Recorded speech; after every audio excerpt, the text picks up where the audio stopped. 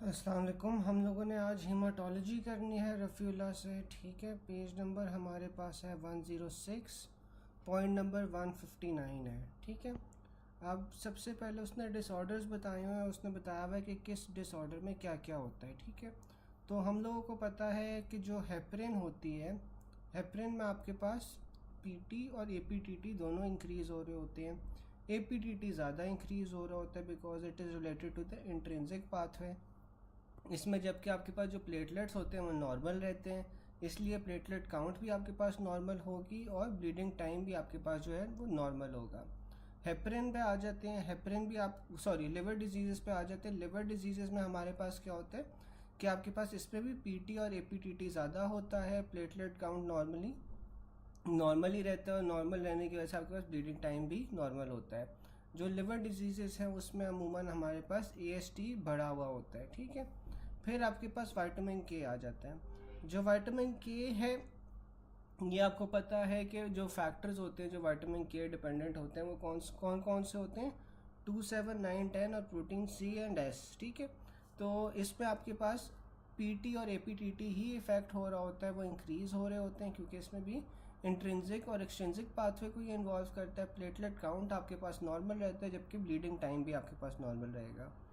फिर हमारे पास हीमोफीलिया आ जाता है। हीमोफीलिया में आपके पास फैक्टर 8 माइनर होता है वैसे हीमोफीलिया ए में। फिर हीमोफीलिया बी में आपके पास फैक्टर 9 होता है। ठीक है, तो ये आपके पास कौन सा है, इसलिए ये इंट्रिंसिक फैक्टर को इन्वॉल्व कर रहा है, तो आपके पास एपीटीटी जौन सा है वो इंक्रीज होगा। साथ में प्लेटलेट काउंट्स इसमें नॉर्मल रहेंगे, ब्लीडिंग टाइम भी नॉर्मल रहेगा।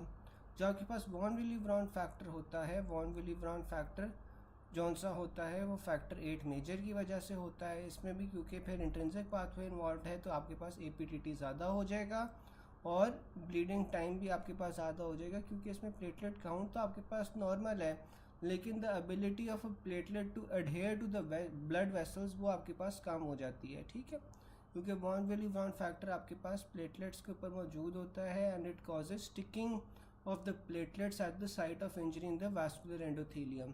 तो जब आपके पास ये इसकी डिफिशिएंसी होगी तो इस वजह से आपके पास ब्लीडिंग टाइम ज़्यादा हो जाएगा। फिर हमारे पास हीमोलिटिक यूरेमिक सिंड्रोम आ जाता है।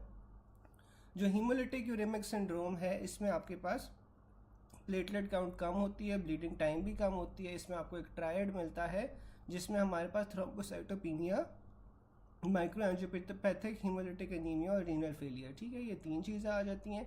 टीटीपी के अंदर भी आपके पास जो प्लेटलेट काउंट है वो कम होगा, ब्लीडिंग टाइम ज़्यादा होगा। इसमें आपको एक पेंटाड मिल जाएगा। पेंटाड में आपके पास जो न्यूरोलॉजिकल सिम्टम्स है जैसे कि हेडेक वगैरह वो भी आ जाते हैं और फीवर भी आ जाता है। ठीक है, in addition to the triad. फिर आपके पास आईटीपी आ जाता है। आईटीपी के अंदर भी आपके पास प्लेटलेट काउंट कम होगा, ब्लीडिंग टाइम इंक्रीज हो जाएगा। डीआईसी के अंदर आपके पास सारी वैल्यूज डिस्टर्ब हो जाएंगी, पीटी एपीटीटी ज़्यादा होगा जबकि आपके पास जो प्लेटलेट काउंट है वो कम होगा और ब्लीडिंग टाइम इंक्रीज कर जाएगा। हमें पता है कि डीआईसी के अंदर हमारे पास डी डाइमर्स मिलते हैं, एफडीपीज मिलते हैं। ठीक है, फिर आपके पास सिनेरियोज थोड़े से देख लेते हैं हम। Sibling also has bleeding problem from umbilical cord, तो आपके पास बेस्ट टेस्ट क्या होगा, एपीटीटी होगा। ठीक है, ये आपके पास वॉन विली ब्राउन वो हीमोफीलिया का सिनेरियो है। ठीक है, फिर which of the following deficiencies present in haemophilia A, तो आपके पास एंटी हीमोफीलिया ग्लोबुलिन होता है।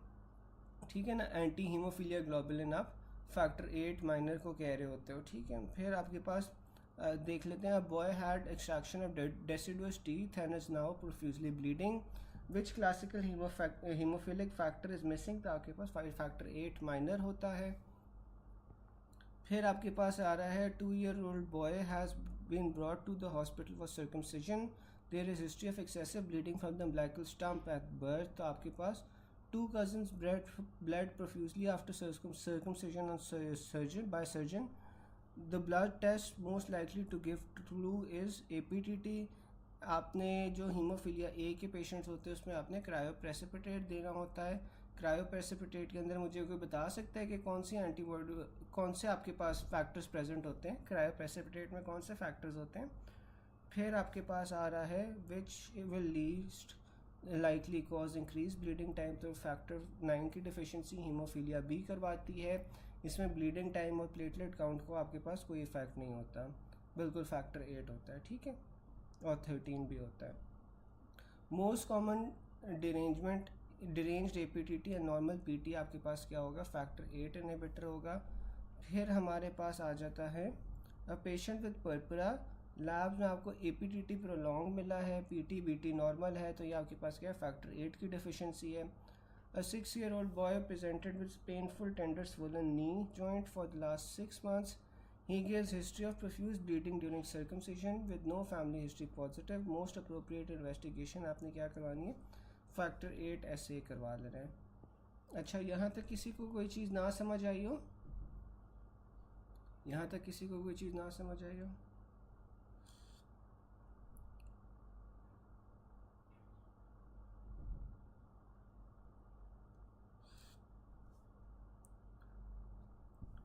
फिर आपके पास DIC आ जाता है।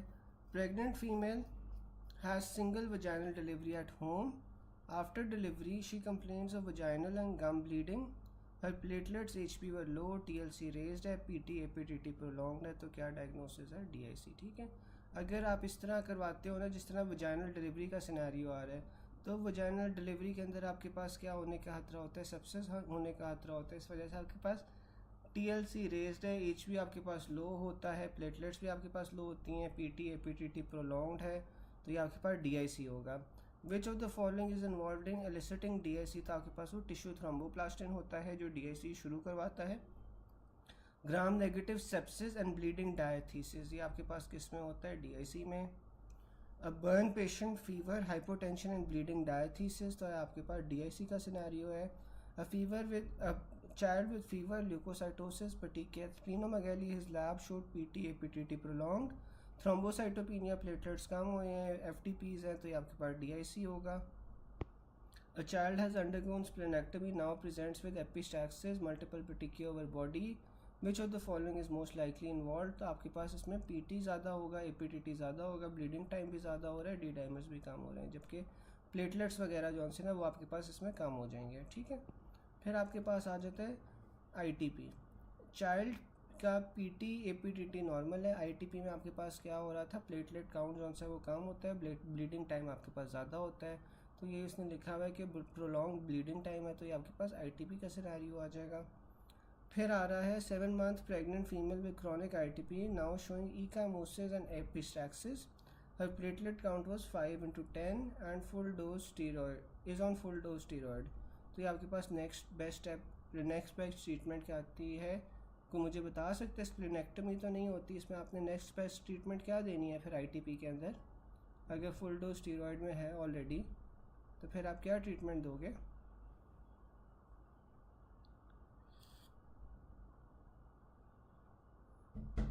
बिल्कुल IVIG आप देते हो, IVIG देते हो आप, ठीक है। फिर आपके पास एक सेकंड,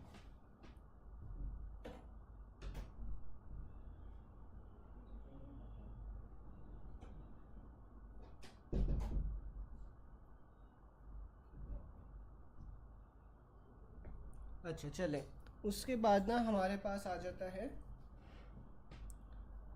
बिल्कुल IVIG आ जाता है। फिर हमारे पास आ जाता है an 18-year-old girl presented with epistaxis and menorrhagia on bone marrow aspirate, there is hyperplasia and megakaryocytes, ठीक है। अब जो ITP होता है ना, ITP का क्या एक इसमें क्या हो रहा होता है, इसमें आपके पास मेगा कैरियोसाइट्स बन रहे होते हैं। मेगा कैरियोसाइट्स क्या होते हैं, आपके पास प्लेटलेट्स जौन से होते हैं ना, उसकी जो पहली वाली फॉर्म होती है, जिससे आप मेगा कैरियोसाइट्स से ही आपके पास प्लेटलेट्स बनते हैं ना, तो इसमें मेगा कैरियोसाइट्स का जो लेवल है वो इंक्रीज़ हो रहा होता है, ठीक है। तो ये आपके पास इस वजह से फिर ITP का सिनेरियो है। Normal PT, normal APTT, only thrombocytopenia, तो ये आपके पास ITP में होगा। फिर आ रहा है 5-year-old boy comes with overnight petechial spots, 2 weeks back ही had history of abdominal pain and no hepatosplenomegaly, तो ये क्या डायग्नोसिस है, ITP। अब उसने डिफरेंस बताया हुआ है, a 9-month girl vaccinated 2 weeks back now develops rash all over body and fever. CBC में आपको HP 13 मिला है, WBC 6/10 मिले हैं, और डिक्रीज प्लेटलेट्स मिले। तो प्लेटलेट्स आपके किस में डिक्रीज़ होते हैं, आईटीपी के अंदर। लेकिन अगर आपके पास इसी तरह का सिनेरियो आ जाए लेकिन जो प्लेटलेट काउंट है वो आपके पास या तो नॉर्मल हो या बिल्कुल थोड़ा सा डिक्रीज हो, तो तब हमारे पास बर्नर्ड सोलियर आ जाता है। ठीक है, a patient having gum bleed and normal RBCs, WBC count peripheral smear shows large platelet count आपके पास 45,000 है, तो ये आईटीपी है क्योंकि इसमें मार्क डिक्रीज है प्लेटलेट्स का। ठीक है, अच्छा यहाँ तक गाइस किसी को कोई चीज़ ना समझ आई हो?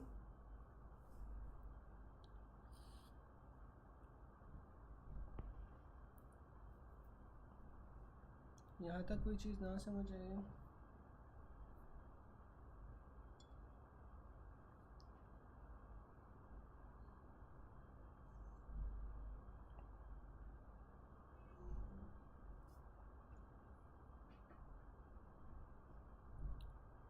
चलें फिर आगे चलते हैं। Scenarios related to other disorders. A patient with liver cirrhosis needs transfusion before surgery. तो लिवर सिरोसिस का पेशेंट है, उसे ट्रांसफ्यूजन चाहिए सर्जरी से पहले, तो आपने FFPs देने हैं। अब देखो जो आपके पास ये होते हैं ना FFPs जौन सा होते हैं, जब ब्लीडिंग हो रही होती है तो फौरी तौर पे आप FFPs देते हो। अगर आपके पास टाइम है तो फिर आप विटामिन के देते हो। ठीक है, क्योंकि विटामिन के को जो क्लॉटिंग फैक्टर्स होते हैं उन्हें अब्जॉर्ब करने में टाइम लगता है। एक सेकंड, मैं ये वाली चीज़ बता दूं फिर मैं पिछला वाला पेज देखता हूँ डॉक्टर बलोच। अच्छा, ये मैं बता रहा था कि FFP जॉनसन आप वो फौरी तौर पे दे सकते हो। ठीक है, वो फौरी तौर पे आपके पास ब्लीडिंग को करेक्ट कर लेते हैं, जबकि आपके पास जो विटामिन के है ना उसमें थोड़ा सा टाइम लगता है। अच्छा, मैं बता देता हूँ।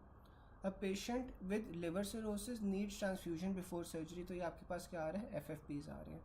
Newborn with normal bleeding time, prolong PT, prolong APTT, तो ये आपके पास क्या होती है, विटामिन के डिफिशिएंसी होती है, क्योंकि विटामिन के में आपके पास 2, 7, 9, 10 प्रोटीन C और S आते हैं, तो वो आपके पास दोनों इंट्रिंसिक एक्सट्रिंसिक पाथवेज में आ रहे होते हैं। इसी वजह से आपके पास PT और APTT दोनों प्रोलॉन्ग हो रहे होते हैं। ठीक है, फिर PT prolonged in liver disease, PT monitoring is useful in liver disease. A child just born has blood stools and increased PT APTT but normal BT, तो ये आपके पास विटामिन के आ जाता है। Fragmented RBCs along with fever and altered mental status, तो ये आपके पास TTP आ जाता है, क्योंकि TTP के अंदर हमारे पास एक पेंटाड हो रहा था। ठीक है, जिसमें ऑल्टर्ड मेंटल स्टेटस भी आया था, फीवर भी आ रहा था। ठीक है, और जो HUS है उसमें ट्रायड हो रहा था। अच्छा डॉक्टर बलोच, उसमें यह है कि least likely cause of increase bleeding time, तो उसने फैक्टर 9 लिखा हुआ है। मुझे कोई बता सकता है कि जो फैक्टर 9 की डिफिशिएंसी होती है वो कौन सी बीमारी करवा रही होती है? फैक्टर 9 डिफिशिएंसी हमारे पास कौन सी बीमारी करवा रही होती है?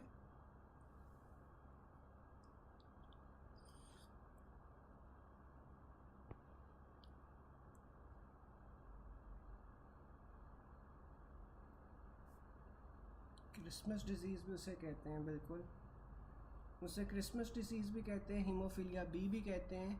तो अब ना प्रॉबली वहाँ पे ये होगा, जो आपके पास MCQ होगा ना, MCQ के अंदर आपके पास जौन सा है ना वो हीमोफीलिया बी जौन सा है उसका बेस्ट ऑप्शन होगा।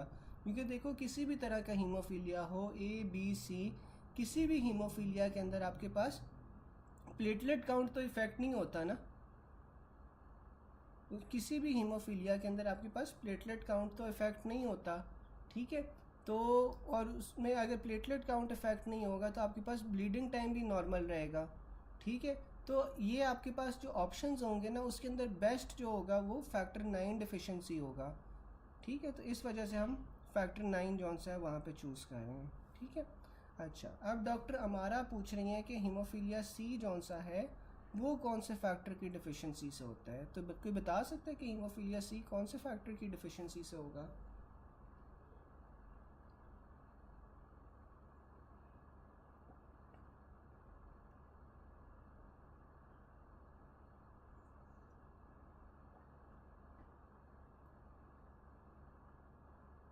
बिल्कुल 11 की। ठीक है, तो इसमें आपके पास कौन से आ जाते हैं, 8 आ जाता है, 9 आ जाता है और 11 आ जाता है। ठीक है, अब ये देखो जो 8 है, 9 है और 11 है, ये तीनों के तीनों किस पाथवे को इफेक्ट कर रहे हैं? ये तीनों के तीनों आपके पास इंट्रिंसिक पाथवे को इफेक्ट कर रहे हैं, ठीक है। इसलिए हाल ही आपके पास एपीटीटी का मसला होता है, ईपीटीटी इंक्रीज होता है, ठीक है। फिर आपके पास आ जाता है which clotting factor deficiency causes coagulation rather than bleeding, तो ये हमारे पास फैक्टर 12 होता है। फिर हमारे पास फैक्टर 5 लेडन आ जाते हैं, एंटी फॉस्फोलिपिड सिंड्रोम आ जाता है, protein C and S deficiency आ जाती है, ठीक है। अब हमारे पास फैक्टर 5 लेडन में क्या होता है कि फैक्टर 5 लेडन जौन सा होता है मोस्ट फ्रीक्वेंट कॉज होता है हेरिडिटरी थ्रोम्बोफीलिया का, ठीक है। कि आपके पास हेरिडिटरी जौन सा है वो प्रोथ्रोम्बोटिक चीज़ें होना शुरू हो जाती हैं, prothrombotic familial syndrome occurring most often in adolescents या यंग वुमेन। अच्छा, मुझे यार ये कोई बता सकता है कि ये तो सबसे कॉमन कॉज है हेरिडिटरी थ्रोम्बोफीलिया का, यानी कि हेरिडिटरी थ्रोम्बोसाइटोसिस होती है इसमें। तो मुझे कोई बता सकता है कि हमने एक और भी बीमारी पढ़ी थी which was a rare cause of thrombocytosis, जो इनहेरिटेड ही होती है डिजीज़, लेकिन वो रेयर कॉज होती है, किसी को याद है?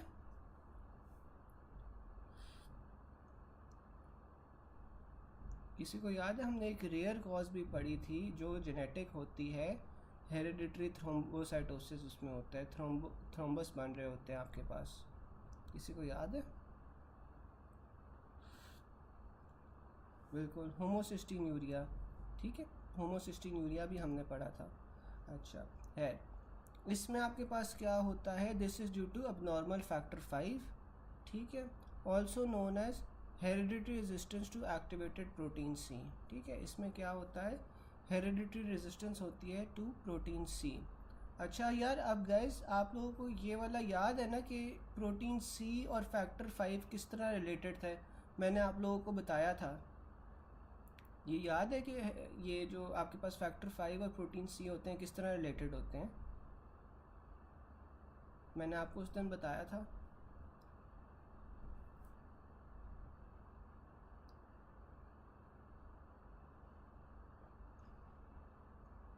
फिर हमारे पास एंटी फॉस्फोलिपिड सिंड्रोम आ जाता है। जो एंटी फॉस्फोलिपिड सिंड्रोम होता है, this prothrombotic disorder is characterised by auto antibodies directed against phospholipids. अब जो आपके पास एंटी फॉस्फोलिपिड सिंड्रोम होता है ना, एंटी फॉस्फोलिपिड सिंड्रोम में क्या हो रहा होता है कि आपके पास ऑटो एंटीबॉडीज़ बनती हैं अगेंस्ट द फॉस्फोलिपिड्स, ठीक है। इसमें आपके पास फर्स्ट और सेकंड ऑटो इम्यून डिसऑर्डर होता है, कॉमनली ये एसएलई के साथ एसोसिएटेड होता है, और इसमें आपके पास स्पॉन्टेनियस अबॉर्शंस की हिस्ट्री होगी, ठीक है। स्पॉन्टेनियस अबॉर्शंस की इसमें आपके पास हिस्ट्री आ जाएगी। लैब फाइंडिंग्स में आपके पास लूपस एंटीकोगुलेंट मिलेगा, एपीटीटी इंक्रीज्ड होगा, एंटी कार्डियोलिपिन एंटीबॉडीज़ मिलेंगी, एंटी बीटा 2 ग्लाइकोप्रोटीन एंटीबॉडीज़ मिलेंगी, ठीक है। तो इसमें आपके पास क्या क्या चीज़ें हो रही हैं, इसमें आपके पास ऑटो एंटीबॉडीज़ बन रही हैं अगेंस्ट फॉस्फोलिपिड्स। उसके अलावा ये आपके पास एक ऑटो इम्यून डिजीज़ है, सबसे कॉमनली आपके पास ये एसएलई में होता है, स्पॉन्टेनियस अबॉर्शंस हो रही होती हैं, इसमें लूपस एंटीकोगुलेंट मिलता है, एपीटीटी इंक्रीज्ड होता है, एंटी कार्डियोलिपिन एंटीबॉडीज़ होती हैं और एंटी बीटा 2 ग्लाइकोप्रोटीन एंटीबॉडीज़ होती हैं। अच्छा, हाल ही डॉक्टर बलोच को ही याद है, बाकी किसी को नहीं याद यार, जो प्रोटीन सी और फैक्टर 5 का रिलेशन था, किसी को और नहीं याद। फिर हमारे पास प्रोटीन सी और एस डिफिशिएंसी आ जाती है। प्रोटीन सी और एस डिफिशिएंसी में क्या होता है कि आपके पास जो एबिलिटी होती है टू एक्टिवेट फैक्टर 5A और फैक्टर 8A वो डिक्रीज़ हो जाती है।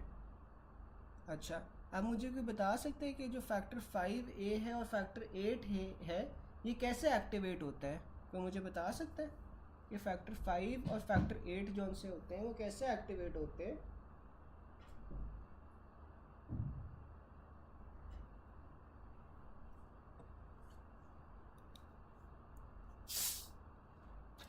फैक्टर 5 और फैक्टर 8 कैसे एक्टिवेट होते हैं?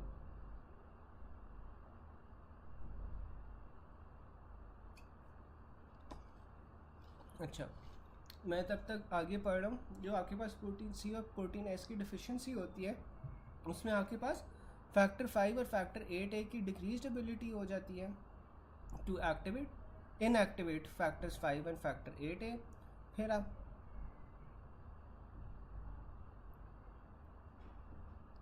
बिल्कुल, जो आपके पास थ्रोम्बोमोडुलिन होता है वो थ्रोम्बिन के साथ बाइंड करता है और प्रोटीन सी को एक्टिवेट करता है। तो इसमें आपके पास जो इनएक्टिवेशन होती है ना वो कम हो जाती है फैक्टर 5 और फैक्टर 8 की।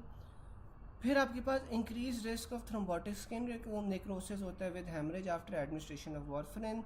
If this occurs think protein C deficiency, together protein C cancels and protein S stops coagulation. ठीक है, फिर आपके पास आ रहा है which clotting factor deficiency causes coagulation rather than bleeding, तो आपके पास वो फैक्टर 12 था।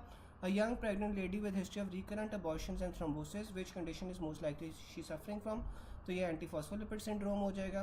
Most common acquired thrombotic disorder, acquired कौन सा होता है आपके पास, एंटीफॉस्फोलिपिड होता है, जबकि जो इनहेरिटेड होता है वो आपके पास फैक्टर 5 लेडन होती है। Patient on warfarin for 2 days develops ecchymosis, तो आपके पास इसमें क्या हो रहा है, प्रोटीन सी डिफिशिएंसी है। Most common cause of acquired thrombosis आपके पास एंटीफॉस्फोलिपिड सिंड्रोम है। Most common prothrombotic point mutation आपके पास फैक्टर 5 होती है। एंटीकार्डियोलिपिन आपके पास जो सी ना माइटोकॉन्ड्रियल मेम्ब्रेन के अंदर होती है। ठीक है, जो एंटीकार्डियोलिपिन एंटीबॉडी है वो आपके पास माइटोकॉन्ड्रियल मेम्ब्रेन में होगी। अच्छा गाइज, यहाँ तक आपके पास कोई चीज़ ना समझ आई हो?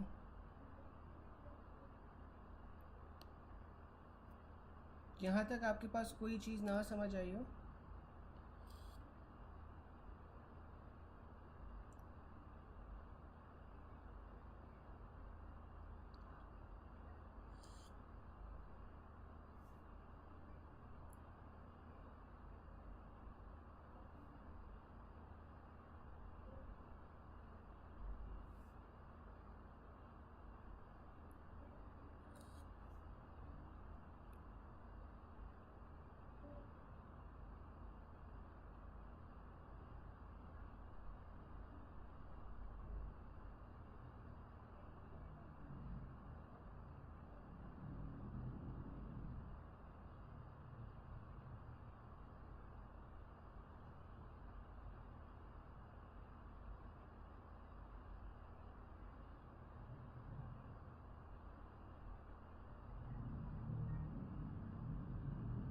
यार यहाँ तक किसी को कोई बात ना समझ आई, फिर मैं आगे चलो।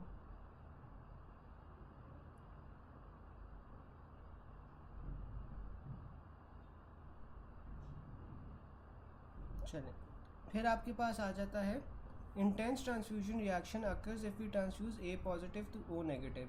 तो आप देखो कि आपके पास ट्रांसफ्यूजन रिएक्शन कब होता है, जब आप ए पॉजिटिव ओ नेगेटिव वाले बंदे को दे देते हो, क्योंकि ओ नेगेटिव जौन सा होता है वो खाली ओ नेगेटिव से ही ब्लड ले सकता है। ठीक है, जो ओ नेगेटिव होता है that is a universal donor, लेकिन he can receive only from O negative. फिर ओ पॉजिटिव जौन सा होता है वो आपके पास खाली पॉजिटिव ब्लड ग्रुप से आपको ब्लड ले सकता है, वो सॉरी ब्लड ले दे सकता है आपको। ओ पॉजिटिव आपके पास पॉजिटिव ब्लड ग्रुप्स को ओ दे सकेगा, लेकिन वो ले हाली ओ ब्लड ग्रुप से सकता है, या तो वो ओ नेगेटिव से ले सकता है या आपके पास ओ पॉजिटिव से ले सकता है। ठीक है, फिर आपके पास आ रहा है ए बी पॉजिटिव। जो ए बी पॉजिटिव होते हैं वो यूनिवर्सल रिसिपिएंट्स होते हैं, वो किसी से भी ब्लड ले सकते हैं। Positive can only give to positive, जबकि जो नेगेटिव होता है पॉजिटिव और नेगेटिव दोनों को दे सकता है। अब ये टेबल मैंने काफ़ी डिटेल से उस दिन करवाया था, फिर से एक बार देख लेते हैं। Anti H antibodies are seen in blood group O H. फिर आपके पास ए पॉजिटिव डोनेट किसे कर सकते हैं, ए पॉजिटिव ब्लड ग्रुप है तो वो ए पॉजिटिव और ए बी पॉजिटिव को डोनेट कर सकते हैं, लेकिन वो रिसीव जौन सा है वो नेगेटिव वालों से भी कर सकेगा। ओ नेगेटिव और ओ पॉजिटिव से ही कर सकता है, साथ में ए नेगेटिव और ए पॉजिटिव से कर सकता है। जो बी पॉजिटिव होगा, बी पॉजिटिव आपके पास डोनेट बी पॉजिटिव वाले को कर सकते हैं, साथ में ए बी पॉजिटिव वाले को कर सकते हैं। और ये रिसीव जौन सा है उसी तरह ओ वाले तो आगे साथ में बी पॉजिटिव और बी नेगेटिव के साथ कर सकता है।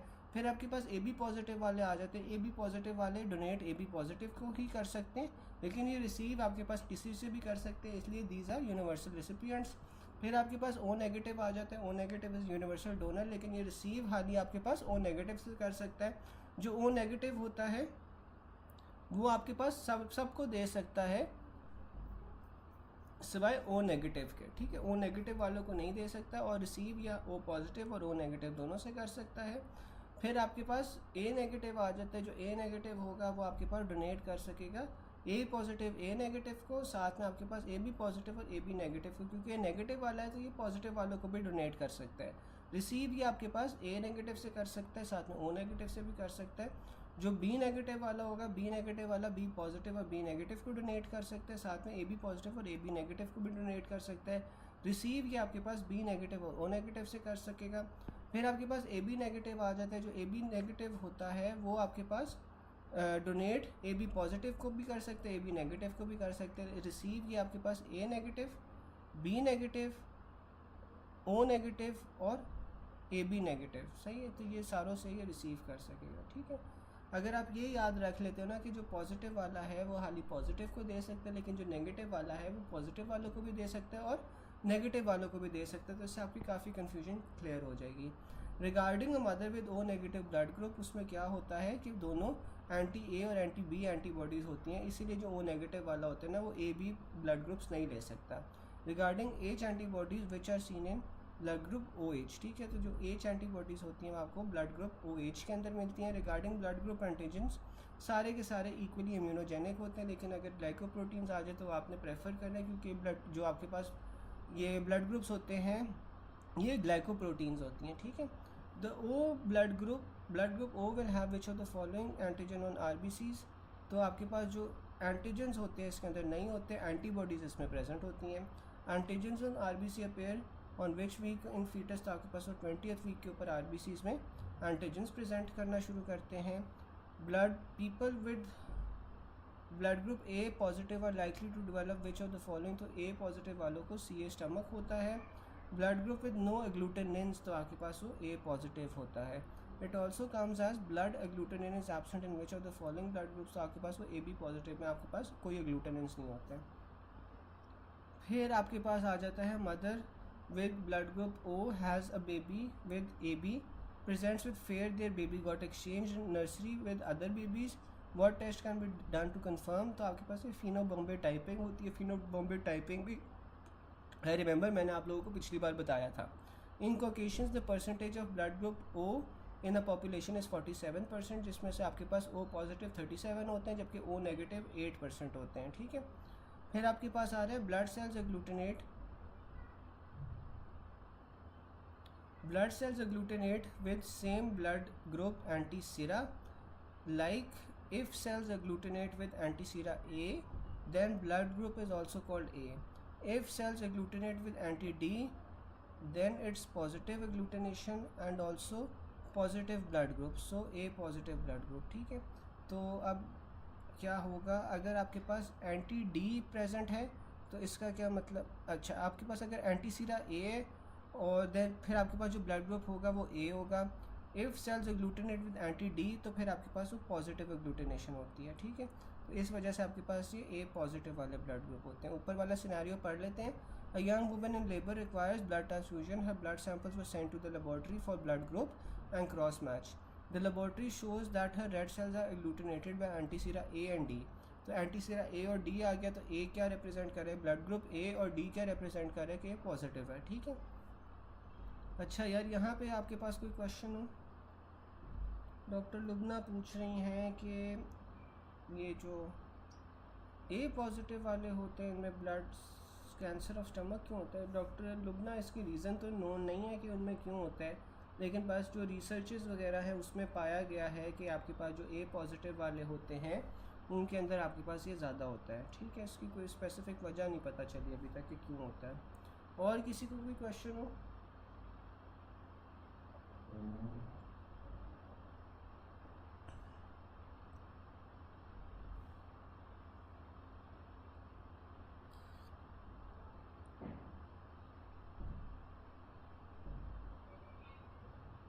ए पॉजिटिव वाला, अच्छा मैं दोबारा बता देता हूँ।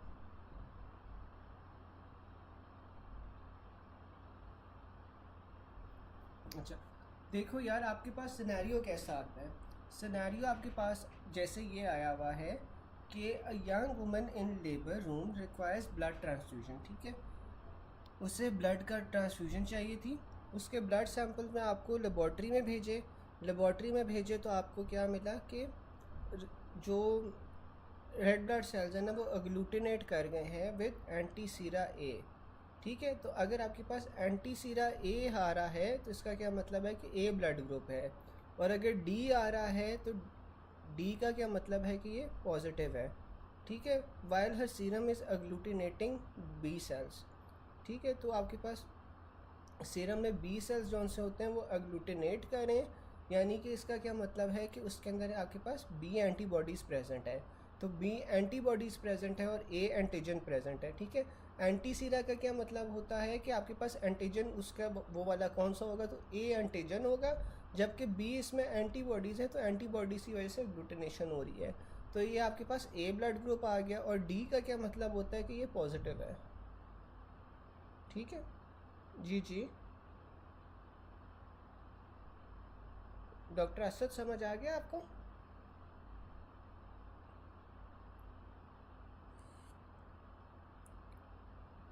जी जी डॉक्टर हमारा, आपने कुछ पूछना है?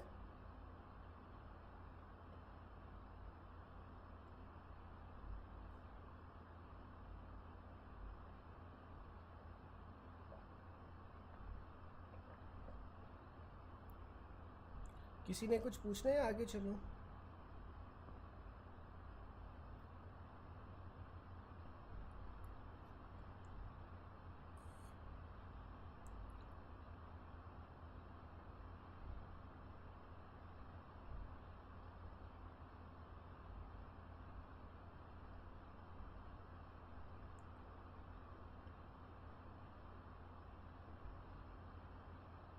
अच्छा हाँ।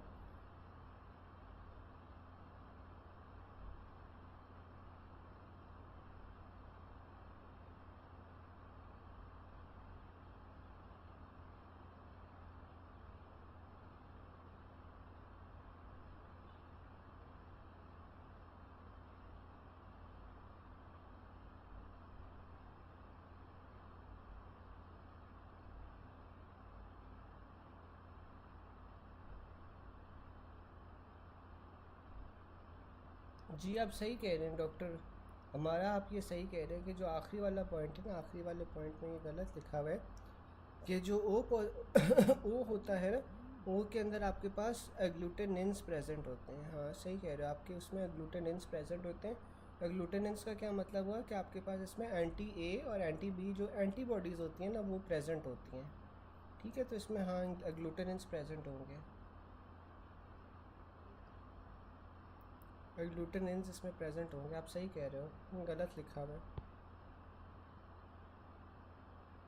ठीक है। समझ आ गई?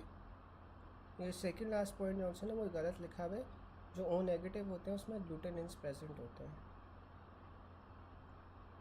फिर आपके पास आ रहा है an old man presents with pallor and jaundice for which blood transfusion was started, after which he started complaining of dark colour urine. तो ये आपके पास क्या होगा, हीमोलिटिक रिएक्शन होता है, ठीक है।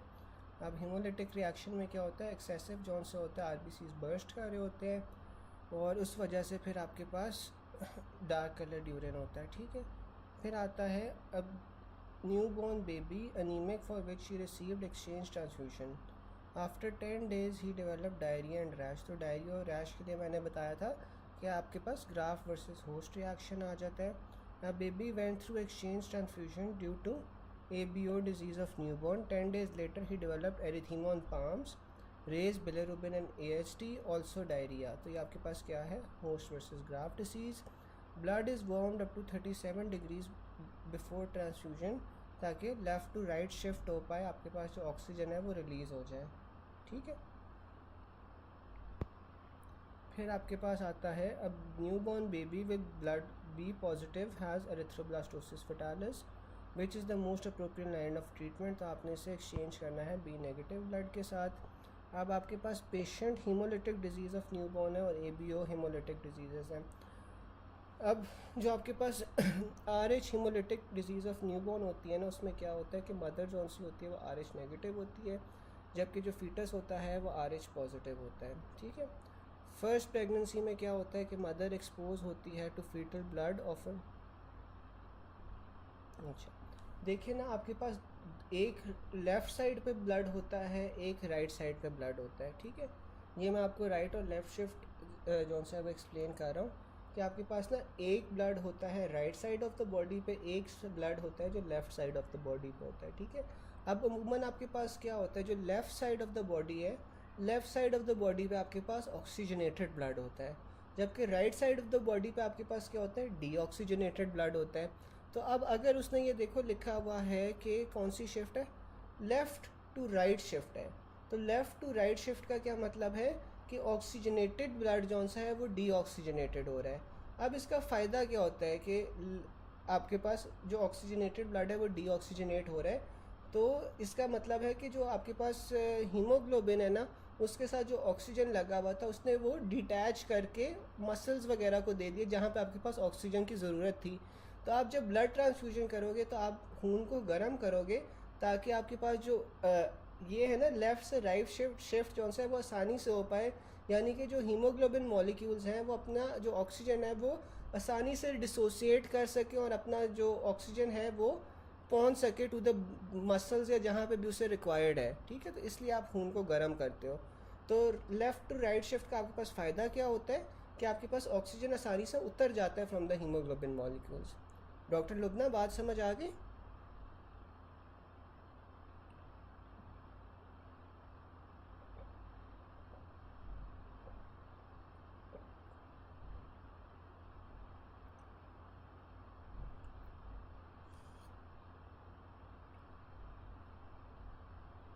अच्छा चलो, फिर आपके पास ना 163 पॉइंट आ रहा है। इसमें आपके पास सबसे पहले R H haemolytic disease of newborn है। अब इसमें मदर जौन सी है वो आर एच नेगेटिव है, जबकि जो फादर है वो आपके फीटस है वो आपके पास सॉरी आर एच पॉजिटिव है। फर्स्ट प्रेगनेंसी में क्या होता है कि जो मदर है वो एक्सपोज होती है टू फीटल ब्लड। ठीक है, पहली प्रेगनेंसी में क्या हो रहा है कि मदर एक्सपोज हुई है to fetal blood often during delivery, और इस वजह से आपके पास मटर्नल आईजीजी बन जाता है। ठीक है, मटर्नल एंटीबॉडीज़ बन जाती है। अब सब्सटीट्यूएंट प्रेगनेंसी में क्या होगा कि जो एंटी डी आईजीजी बना था ये प्लेसेंटा को क्रॉस करेगा और ये फीटल आरबीसीज को अटैक करेगा, जिस वजह से आपके पास हिमोलिसिस हो जाएगी फीटस के अंदर। ठीक है, इसमें प्रेजेंटेशन कैसी होती है, हाइड्रोप्स फेटालिस के साथ होता है, जॉइंडिस आफ्टर बर्थ होता है और कर्निकटेरस होता है। ठीक है, फिर इसमें आपके पास ट्रीटमेंट क्या होती है, to prevent administration of anti-DIgG to RH negative women during the third trimester and early postpartum period। आप इसे प्रिवेंट कैसे करते हो, आप जौन सा है वो एंटी DIgG देते हो in the RH negative mother. ठीक है, थर्ड ट्राइमेस्टर के अंदर भी और अर्ली पोस्टपार्टम पीरियड के अंदर भी। अगर आपके पास फीटस जौन सा है वो RH पॉजिटिव है तो इसमें क्या होगा कि वो फिर मटर्नल जो एंटी DIgG है उसकी प्रोडक्शन को ये स्टॉप कर देगा। ठीक है, फिर आपके पास RH factor is clinically important pregnancy. If mother is RH negative and the fetus is RH positive, the mother will produce RH antibodies. This situation will not affect the first pregnancy. In the second pregnancy with an RH positive fetus, a hemolytic condition of red blood cells occurs known as RH hemolytic disease of newborn, या जिसे आप erythroblastosis fetalis भी कहते हो। A preventive treatment known as RhoGAM or RH immunoglobulin can reduce the mother's reaction to the baby's RH positive blood cells। ठीक है, ये आपका अब एडमिनिस्टर करते हो। फर्स्ट शॉट जौन सा है वो आप 28वें हफ्ते पे जौन सा लगाते हो, और जो सेकंड शॉट है वो आपके पास 72 आवर्स आफ्टर बर्थ लगता है। ठीक है, फिर आपके पास जो ABO हीमोलिटिक डिजीज़ होती है उसमें क्या होता है कि मदर जौन सी होती है वो O टाइप की होती है, जो फीटस है वो टाइप A या B का होता है। अच्छा, फिर आपके पास इसमें pre existing maternal anti A या फिर एंटी B IgG बॉडीज़ जौन सी होती हैं वो प्लेसेंटा को क्रॉस करती हैं और आपके पास ये हिमोलिसिस करवाती हैं फीटस में। ठीक है, इसमें आपको पास माइल्ड जॉइंडिस मिलेगा with in 24 hours of birth, और ये जौन सा होता है फर्स्ट बॉर्न बेबीज़ में हो सकता है।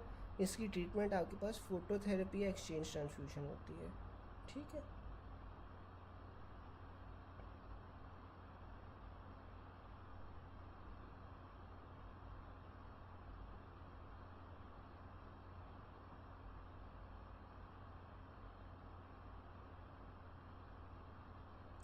अच्छा गाइज, यहाँ तक किसी को कोई चीज़ ना समझ आई हो?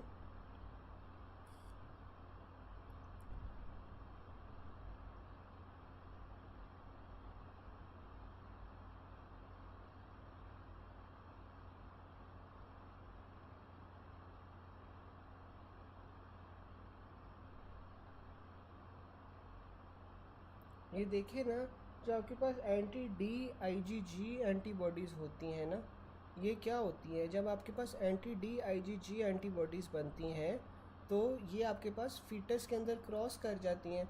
फीटस के अंदर ये क्रॉस करके आपके पास हेमोलिसिस करवाएंगी, क्योंकि ये आपके पास कहाँ पे किसके खिलाफ बन रही होती हैं, RH पॉजिटिव के खिलाफ। ठीक है, अगर मदर आपके पास RH नेगेटिव है ना, तो इसमें आपके पास क्या होता है, मदर RH नेगेटिव है, फीटस RH पॉजिटिव है। ठीक है, अब अगर आपके पास फीटस का जो RH पॉजिटिव ब्लड है वो आपके पास लीक कर जाता है इनटू द मैटरनल सर्कुलेशन, तो फिर मदर के अंदर आपके पास ये एंटी डी आईजीजी एंटीबॉडीज़ बनती हैं। ठीक है, अब ये जो एंटी डी आईजीजी एंटीबॉडीज़ हैं, इन्होंने क्या करना होता है, ये जो RH पॉजिटिव सेल्स होते हैं ना, इन्हें ये डिस्ट्रॉय करती है। तो अब सेकंड प्रेगनेंसी में क्या होगा, सेकंड प्रेगनेंसी के अंदर आपके पास ये already anti D IgG antibodies बनी होंगी, तो ये फीटल सर्कुलेशन में जाके फीटस के आरबीसीज को हिमोलाइज कर देंगी, और इसी को फिर हम जौन सा है वो ये हीमोलिटिक डिजीज़ ऑफ न्यूबॉर्न कहते हैं। डॉक्टर बलोच, ये समझ आई इसकी सिग्निफिकेंस?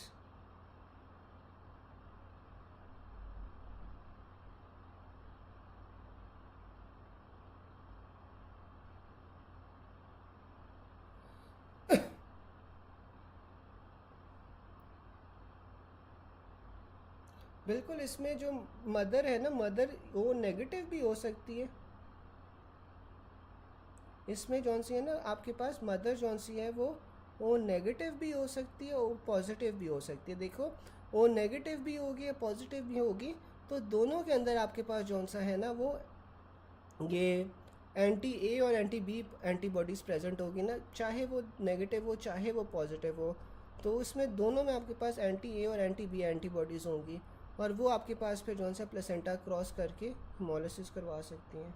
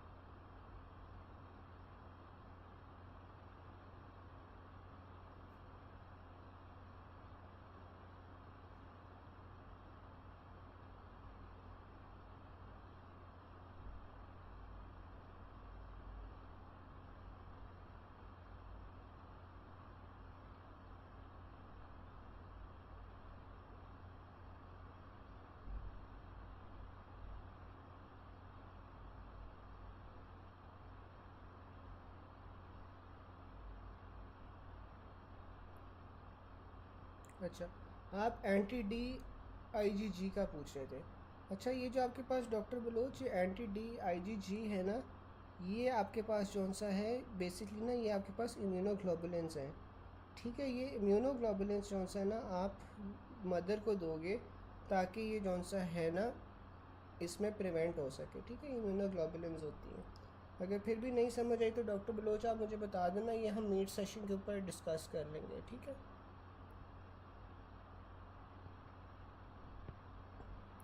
फिर आपके पास आ जाते हैं रिगार्डिंग RH एग्लूटेनेंस। तो जो एग्लूटेनेंस होते हैं वो आपके पास प्रेडोमिनेटली IgG होते हैं। फिर आपके पास आ जाता है 35 year pregnant RH negative mother gives birth to baby with signs of erythroblastosis fetalis, baby dies 6 hours later. Autopsy पे आपको क्या मिलेगा, बेसल गैंग्लिया स्टेनिंग मिलेगी। बेसल गैंग्लिया स्टेनिंग क्यों मिलती है आपको, बेसल गैंग्लिया स्टेनिंग आपको क्यों मिलती है, क्योंकि आपके पास जो बिलिरुबिन की अमाउंट होती है वो ज़्यादा हो जाती है। बिलिरुबिन की अमाउंट ज़्यादा होकर वो बेसल गैंग्लिया को स्टेन कर देती है जब हेमोलिसिस ज़्यादा हो रही होती है। When RH negative female marriage RH positive mail who is homozygous, all children will be positive. RH negative mother with rising titer of anti-D antibody was delivered at 34 weeks of pregnancy. The male baby was lethargic, pale, edematous and severely anemic. He died 6 hours after blood transfusion. तो ये आपके पास bile pigments मिलेंगे basal ganglia में। Mother has history of haemolytic disease of newborn, now 26 weeks pregnancy, what to do, तो आपने mother की serial antibodies करनी है, ठीक है। फिर आपके पास आ जाता है newborn with blood group B positive is having erythroblastosis fetalis which is the most appropriate line of treatment, तो आपने इसका एक्सचेंज कर देना transfusion with B negative blood. Which antibody is present in erythroblastosis fetalis, तो आपके पास वो IgG होती है। Newborn with erythroblastosis fetalis cause is RH incompatibility of mother and fetus. फिर आपके पास आता है anti-D antibody is clinically important because causes hemolytic disease.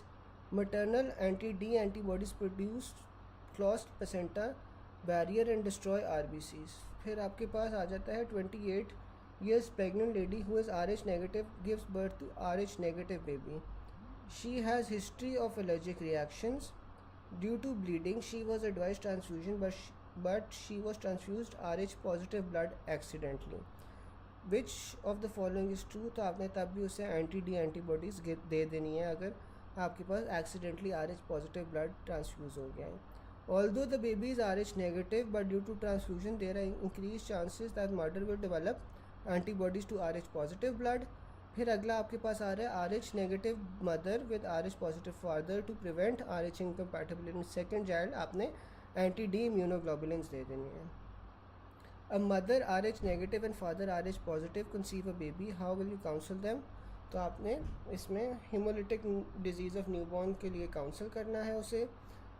A 3rd month pregnant patient who is RH positive and husband RH negative comes to you for counseling, she is most likely to have which of the following possibilities, तो आपके पास जो antigen है वो maternal circulation में enter हो सकता है from the fetus।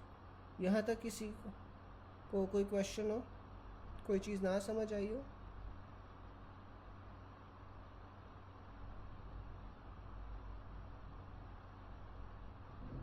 यहाँ तक किसी को कोई चीज़ ना समझ आई हो गाइस?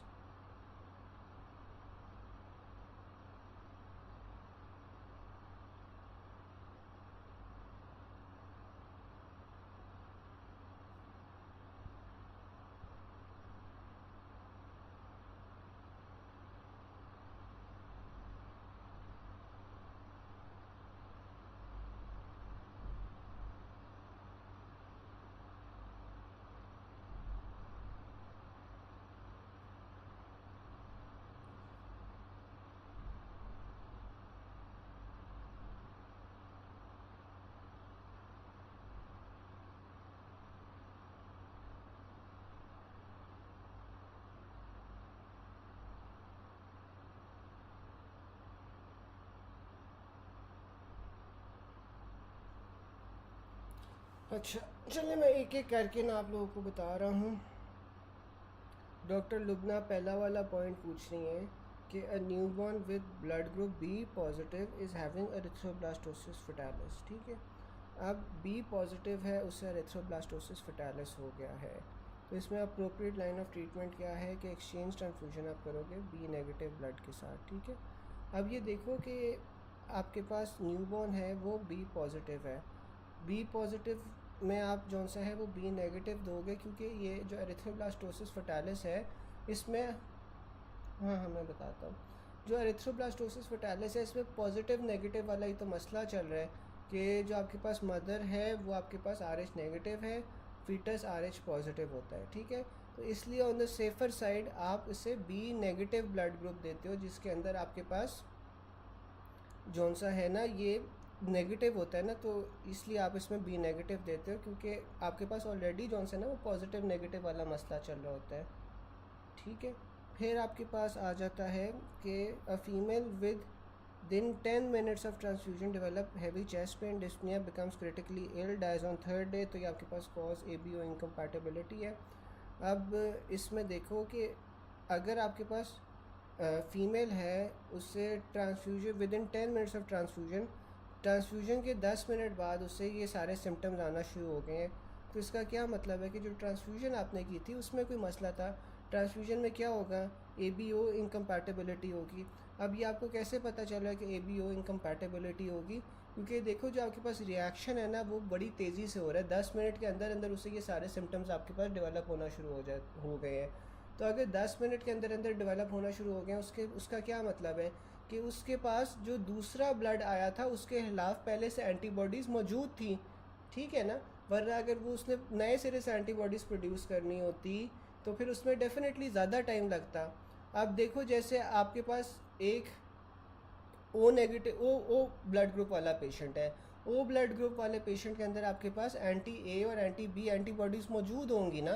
तो लेट सपोज कि आपने उसे ए पॉजिटिव ब्लड ग्रुप दे दिया है, तो आपके पास जो एंटी ए एंटीबॉडीज़ हैं वो ऑलरेडी आपके पास बॉडी के अंदर मौजूद हैं ओ वाले के, तो वो आपस में रिएक्शन करवाएंगी, हिमोलिटिक रिएक्शन करवाएंगी, जिस वजह से ये सारे मसले होंगे। फिर heavy chest pain, dyspnoea, critically ill हो जाएगी and dies on the third day. तो ये आपके पास इस वजह से ए बी ओ इनकम्पैटिबिलिटी होगा।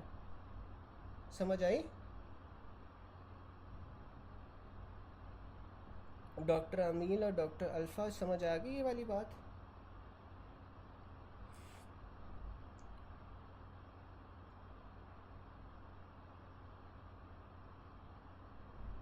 गए समझ आइए?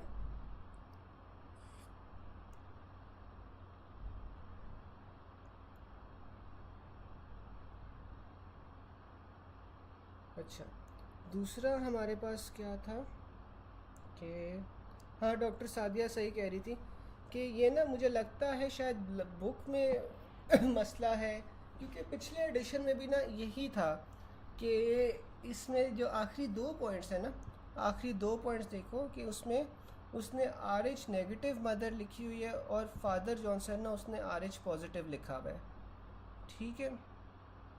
तो ये तो आपके पास सही है। जो आखिरी वाला पॉइंट है इसमें इसमें जौन सा है ना वो ये लिखा हुआ है कि जो फीमेल है वो आर एच पॉजिटिव है, जबकि हस्बैंड जौन सा है ना वो आपके पास आर एच नेगेटिव है, ठीक है। तो इसमें थोड़ी सी ना गड़बड़ है। इसमें ना आपके पास जो फीमेल है ना, जो प्रेग्नेंट फीमेल है वो आर एच नेगेटिव होती है और हस्बैंड जौन सा है ना वो आर एच पॉजिटिव होता है। अगर आप इसका आखिरी वाला पॉइंट देखो तो इसमें देखो कि आपके पास जो फीमेल है वो आर एच नेगेटिव होगी, जबकि जो हस्बैंड है ना वो आर एच पॉजिटिव होगा। ये थोड़ा सा गलत लिखा हुआ इसमें।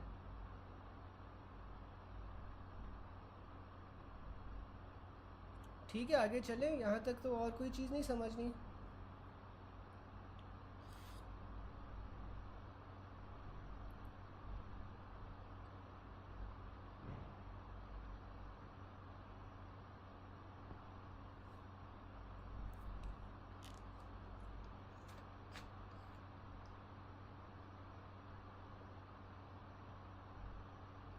अच्छा, फिर आपके पास पॉइंट नंबर 164 आ जाता है, most common cause of anaemia in pregnancy. तो हीमोडाइल्यूशन होता है, ठीक है। आपको पता है कि जो प्रेगनेंसी होती है उसमें आरबीसी मास भी बढ़ता है, लेकिन जो वॉल्यूम होता है वो उससे भी ज़्यादा बड़ा होता है, तो हीमोडाइल्यूशन हो रही होती है। Anemia of pregnancy is not anemia, but rather is a manifestation of increased plasma volume. With normal pregnancy, blood volume increases, which results in concomitant hemodilution. Although red blood cell mass increases during pregnancy, plasma volume जो सा होता है वो उससे भी ज़्यादा increase होता है, resulting in relative anaemia. Most common cause of anaemia in pregnancy क्या होता है?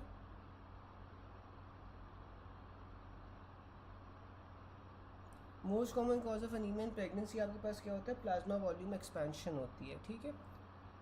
Pregnant lady came in her first trimester, her H P was 12, now her H P in last trimester is 10। तो ये आपके पास normal physiological change होगा।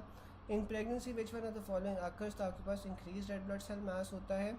अ women of 6 weeks of pregnancy, H P उसका 12 है, हेमाटोक्रेट 25 है, नॉर्मोसिटिक नॉर्मोक्रोमिक पेरिफेरल फिल्म है। At 32 weeks pregnancy comes to follow up with HP9, hematocrit 20, normocytic normochromic peripheral film। तो आपके पास क्या डायग्नोसिस है? ये फिजियोलॉजिकल चेंज है। फिर आपके पास आ रहे हैं patient feels weakness, fatigue and dyspnoea, she is pale, lab reveals, microcytic hypochromic picture, which of the following conditions is suffering from. तो ये आपके पास आयरन डिफिशिएंसी एनीमिया होता है। अब जो माइक्रोसिटिक नीमिया होती है ना, माइक्रोसिटिक एनीमिया में आपके पास क्या क्या चीज़ें आ जाती हैं? Iron deficiency, thalassaemia, anaemia of chronic disease, lead poisoning और सिड्रोप्लास्टिक अनीमिया, ये सारी माइक्रोसिटिक अनीमिया की कॉजेज़ हैं। माइक्रोसिटिक अनीमिया में आपके पास जो MCV होगा वो लेस देन 80 होगा। आयरन डिफिशिएंसी में आपके पास क्या होता है, प्लमर विंसन सिंड्रोम होता है, ये हमने कल GIT में पढ़ा था। इसमें आपके पास जो सीरम आयरन होता है वो कम होता है, टोटल आयरन बाइंडिंग कैपेसिटी ज़्यादा हो रही होती है लेकिन फेरेटिन कम हो रहा होता है। जो TIBC होता है इंक्रीज़ हाली इस अनीमिया में होता है, और इसमें जो डिक्रीज़ फेरेटिन है वो आयरन डिफिशिएंसी अनीमिया का बेस्ट टेस्ट है। फिर आपके पास थैलेसीमिया आ जाता है। जो थैलेसीमिया है वो आपके पास एक ऑटोसोमल रिसेसिव डिसऑर्डर है। अब इसमें आपके पास बीटा चेंज 4 होती हैं in number express postnatally, therefore anaemia manifest 6 to 9 months after birth. Beta thalassaemia due to point mutations. Beta thalassaemia minor में आपके पास क्या होता है कि HbA2 जो सा होता है वो इंक्रीज़ हो रहा होता है, जबकि मेजर के अंदर HbF आपके पास इंक्रीज़ हो रहा होता है। फिर आपके पास अनीमिया ऑफ क्रॉनिक डिजीज़ आ जाता है। अनीमिया ऑफ क्रॉनिक डिजीज़ के अंदर आपके पास सीरम आयरन भी कम हो रहा होता है, टोटल आयरन बाइंडिंग कैपेसिटी भी कम हो रही होती है। लेड पॉइजनिंग में आपको बेजोफिलिक स्टिपलिंग मिलेगी, लेड लाइंस मिलेंगी और हीम सिंथेसिस कम हुई होगी। सिड्रोब्लास्टिक एनीमिया के अंदर आपके पास आयरन ज़्यादा होगी, नॉर्मल और डिक्रीज TIBC होगा, फेरेटिन जो है वो इंक्रीज होगा और रिंग सिड्रोब्लास्ट मिलेंगे। टारगेट सेल्स का जिन कंडीशन से बने होते हैं उसका नमूने का आपके पास हार्ट आ जाता है। एज से HPC डिजीज़ है, A से एस्प्रीमिया है, L से लिवर डिजीज़ है, I से आयरन डेफिशिएंसी एनीमिया, T से थैलेसीमिया है, हार्ट इसका निमोनिक है। अब जो आपके पास आयरन होता है वो फेरस फॉर्म में कहाँ पे प्रेजेंट होता है, ट्रांसफेरिन के अंदर। Most important investigation for iron deficiency anaemia आपके पास सीरम फेरेटिन होता है। अगर आपके पास सीरम फेरेटिन ऑप्शन नहीं है तो आप सीरम फेरेटिन प्लस TIBC करोगे, ठीक है। तो सबसे पहले आपने सीरम फेरेटिन को प्रेफर करना है। सीरम फेरेटिन का ऑप्शन नहीं होगा तो सीरम फेरेटिन प्लस TIBC होगा। अगर वो भी ऑप्शन में नहीं है तो फिर आप इंक्रीज TIBC को चूज़ कर सकते हैं। Which are the following is specific in iron deficiency anaemia, तो डिक्रीज फेरेटिन होता है। Scenario in which there was RBC slide in which they show thin streak of iron, तो आपके पास है हाइपोक्रोमिक और नॉर्मल माइक्रोसिटिक एनीमिया होता है, ठीक है।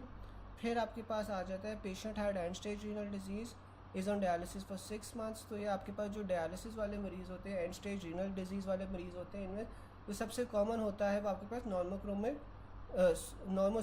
नॉर्मोसिटिक एनीमिया होता है। लेकिन यहाँ पे क्योंकि उसने लो MCH दिया हुआ है तो इस वजह से आपके पास ये नॉर्मोसिटिक हाइपोक्रोमिक एनीमिया है, ठीक है। फिर आपके पास MCV जो सा होता है माइक्रोसिटिक मैक्रोसिटिक एंड नॉर्मोसिटिक को रिप्रेजेंट करता है, जबकि जो MCH होता है वो नॉर्मोक्रोमिक, हाइपोक्रोमिक और हाइपरक्रोमिक को रिप्रेजेंट कर होता है। बेसिकली जो आपके पास MCV है वो आपके पास साइज़ को रिप्रेजेंट कर रहा होता है, जो MCH है वो आपके पास कलर को रिप्रेजेंट कर रहा होता है। फिर आपके पास आ जाता है young patient at dyspnoea and anaemia symptoms, MCV 100 है, MCHC 30 है, HP 9 है। तो ये इसमें आपके पास ये नॉर्मोसिटिक नॉर्मोक्रोमिक आ जाएगा। MCV 100 तक नॉर्मोसिटिक होता है, लेकिन 100 से ज़्यादा हो जाए तो फिर मैक्रोसिटिक हो जाता है।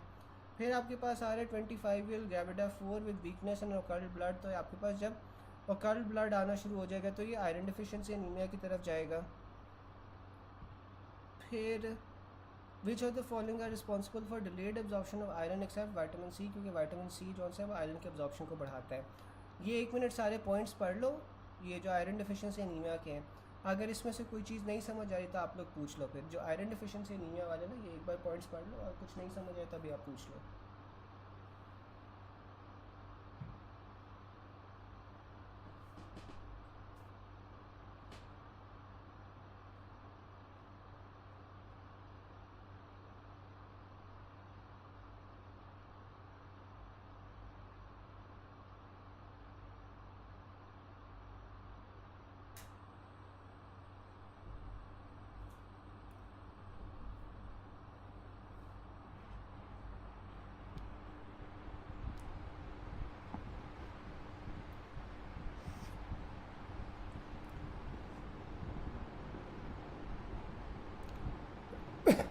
अच्छा गाइज, मुझे बताओ इसमें से कोई ऐसा पॉइंट है जो आपको समझ नहीं आ रहा।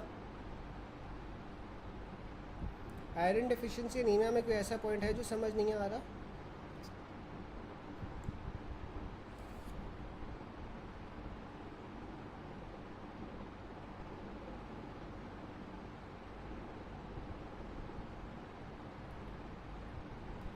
अच्छा, फिर हमारे पास आगे आ रहा है 29 year old female presents with lethargy and irritability for the last 5 years। Lab में आपको एच पी जो सा है वो 9.6 मिली है, एम सी वी 70 मिला है, एम सी एच सी लो है with normal WBC and platelet count. She was prescribed iron supplements, yet after 2 months she has HP10. तो ये आपके पास आपने HP इलेक्ट्रोफोरेसिस करवानी है, क्योंकि ये आपके पास फिर क्या आ जाएगा, ये आपके पास थैलेसीमिया आ जाएगा, ठीक है। Thalassaemia, patient with iron deficiency anaemia was given iron supplements to monitor the disease, monitor the response. आप सीरम फेरेटिन देखोगे आयरन डिफिशिएंसी एनीमिया में। फिर आपके पास थैलेसीमिया आ जाता है। A 29-year-old woman lethargic, irritable since 5 years, HP उसका 9.6 है, WBC and platelets were normal, iron therapy given after 2 months, उसका HP जो सा है हाली 10.6 तक गया है 2 महीने आयरन देने के बावजूद। तो फिर आपने इसमें HP इलेक्ट्रोफोरेसिस करवानी है, थैलेसीमिया के लिए देखना है। फिर आपके पास आ रहा है 6 months pregnant lady with generalise weakness and lethargy presents with HB 9.8, MCV 558, MCH 15, serum ferritin आपके पास 150 है, तो ये आपके पास थैलेसीमिया ट्रेट होगी। फिर आपके पास अगला आ रहा है young girl presents to you fatigue, lethargy, mild jaundice, skin discolouration and enlarge spleen. Lab shows HB 9 with microcytic hypochromic anaemia. इसमें जो फेरेटिन है वो 2000 है। तो नेक्स्ट बेस्ट ट्रीटमेंट ऑप्शन क्या होता है, डेफेरॉक्सामीन होता है। डिफेरॉक्सामीन जो सा होता है वो आप जब आयरन ओवरलोड हो जाए तब आप डिफेरॉक्सामीन देते हो, ठीक है। फिर आपके पास आ रहा है 22-year-old woman has congenital anaemia that has required multiple transfusions of RBCs for many years. On physical examination she has no significant findings, however liver function test show reduce serum albumin, which of the following would most likely appear in liver biopsy. तो आपके पास ये haemosiderin आएगी हेपाटोसाइट्स में, क्योंकि आपके पास iron की quantity ज़्यादा हो रही है, ठीक है।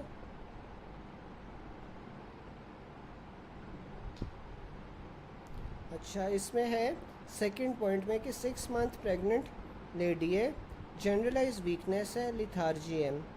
HB जो सा है ना 9.8 है, HB आपके पास कम है। MCV 58 है, वो भी कम है। MCH आपके पास 15 है। सीरम फेरेटिन जो सा है वो आपके पास 150 है, ठीक है। तो उसमें आप उसने कॉज पूछी हुई है कि क्या है एनीमिया की, ठीक है। तो ये आपके पास जो सा है थैलेसीमिया ट्रेट है।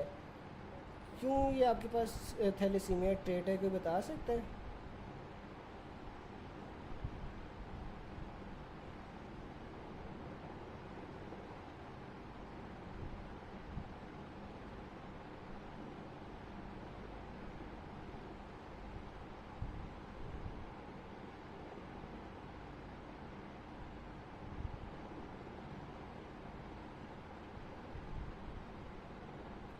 देखो, इसमें जो आपके पास सीरम फेरेटिन है ना, सीरम फेरेटिन आपके पास ये नॉर्मल है, ठीक है।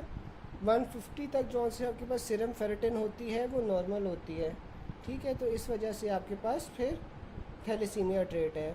अब देखो, आयरन डिफिशिएंसी एनीमिया में आपके पास क्या हो रहा है, आयरन डिफिशिएंसी एनीमिया में आपके पास जो फेरेटिन है वो कम होती है, ठीक है। लेकिन आपके पास जो नॉर्मल फेरेटिन के लेवल्स हैं वो कितने होते हैं, 15 से 150 तक होते हैं, ठीक है।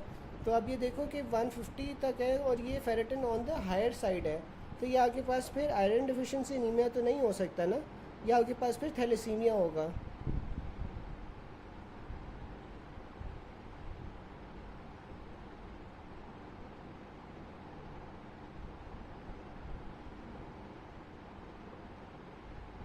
ठीक है।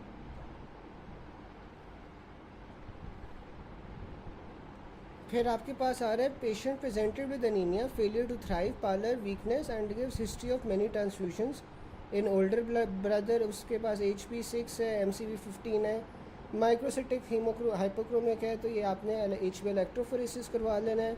Child presented with splenomegaly and gives history of anaemia, peripheral smear of patient shows MCV 57 है, MCH 9 है, HP 5 है, ठीक है।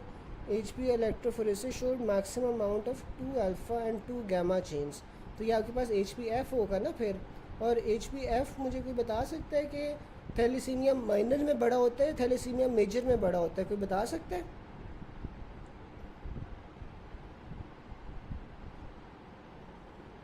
HbF जो सा होता है वो कौन से थैलेसीमिया में बड़ा होता है?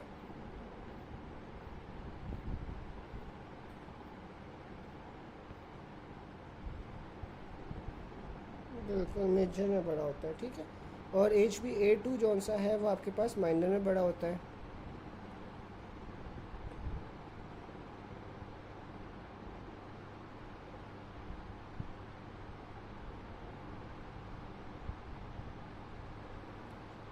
अच्छा जी, फिर आपके पास आ जाता है कि a thalassaemic child took appointment for dentist for tooth extraction 2 days ago but he developed deep jaundice और डार्क यूरिन। तो ये आपके पास सीक्वेस्ट्रेशन क्राइसिस होता है। सीक्वेस्ट्रेशन क्राइसिस में क्या होता है कि जब आपके पास RBCs डिफॉर्म्ड हो जाते हैं, वो स्प्लीन के अंदर जाके फंस जाते हैं, जिस वजह से आपके पास फिर हीमोलिटिक एनीमिया होता है और सीक्वेस्ट्रेशन क्राइसिस फिर होता है, ठीक है। A 2-year-old child presented progressive pallor, HB 4.9 है, MCV 56 है, हेपाटोस्प्लीनोमेगैली है, तो ये आपके पास थैलेसीमिया मेजर हो जाएगा। फिर आपके पास आ जाता है रिगार्डिंग बीटा थैलेसीमिया। अब normal beta globin chain synthesis होती है इसमें। Thalassaemia major is diagnosed by increase HbF।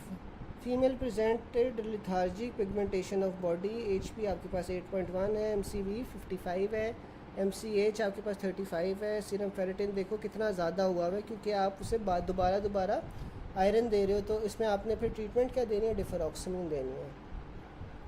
Lead poisoning के अंदर आपके पास बेजोफिलिक स्टिपलिंग होती है, ये हमें पता है।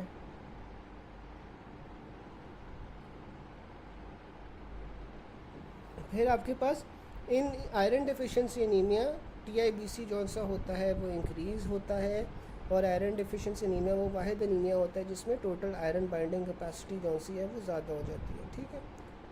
फिर आपके पास आ रहा है lady after surgery with acute blood loss which type of anaemia will be present. तो आपके पास नॉर्मोसिटिक नॉर्मोक्रोमिक होगा, क्योंकि अगर एक्यूट ब्लड लॉस है ना तो उसमें नॉर्मोसिटिक नॉर्मोक्रोमिक होता है। क्रॉनिक ब्लड लॉस में इनिशियली नॉर्मोसिटिक नॉर्मोक्रोमिक होता है, लेकिन फिर आपके पास माइक्रोसिटिक होता है, यानी कि उसके सेल का साइज़ भी इंक्रीज़ हो जाता है, उसका कलर भी कम हो जाता है, तो माइक्रोसिटिक हाइपोक्रोमिक एनीमिया हो जाता है, ठीक है। फिर आपके पास आ रहा है a boy had RTA and sudden loss of 1.5 litres of blood what will be seen on peripheral picture. तो इसमें आपको नॉर्मोसिटिक नॉर्मोक्रोमिक एनीमिया मिलेगा।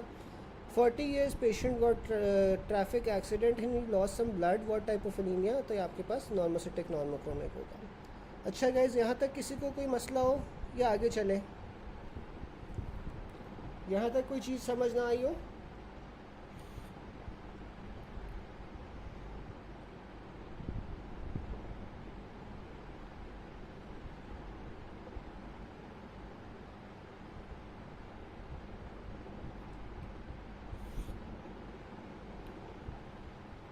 बाकियों को भी समझ आ रही है अभी तक यार? फिर हम आगे चलें, अगर कोई पॉइंट ऐसा तो नहीं है जो डिस्कस करना है। चलें, फिर हमारे पास ना आ जाता है women feels lethargy for 5 months, had dyspnoea on exertion, tingling sensation in feet and walking difficulty. इसका HP जो है ना वो 5.6 है, WBC 35,000 है, प्लेटलेट्स 1,20,000 है, डायग्नोसिस विटामिन B डिफिशेंसी है। अब जो आपके पास मैक्रोसिटिक एनीमिया आता है ना, मैक्रोसिटिक एनीमिया में आपके पास जो MCV होता है वो 100 से ज़्यादा होता है, ठीक है। मैक्रोसिटिक में MCV इज़ ग्रेटर देन 100। इसमें आपके पास 2 एग्जांपल्स आ जाती है। एक आपके पास B12 होती है डिफिशिएंसी, दूसरी आपके पास फोलिक एसिड डिफिशिएंसी होती है, ठीक है। अब नॉर्मल सबसे कॉमन कौन सी होती है, फोलेट होती है या B12 होती है जो कॉमन होती है? कोई बता सकते हैं? फोलेट कॉमन होती है या B12 कॉमन होती है?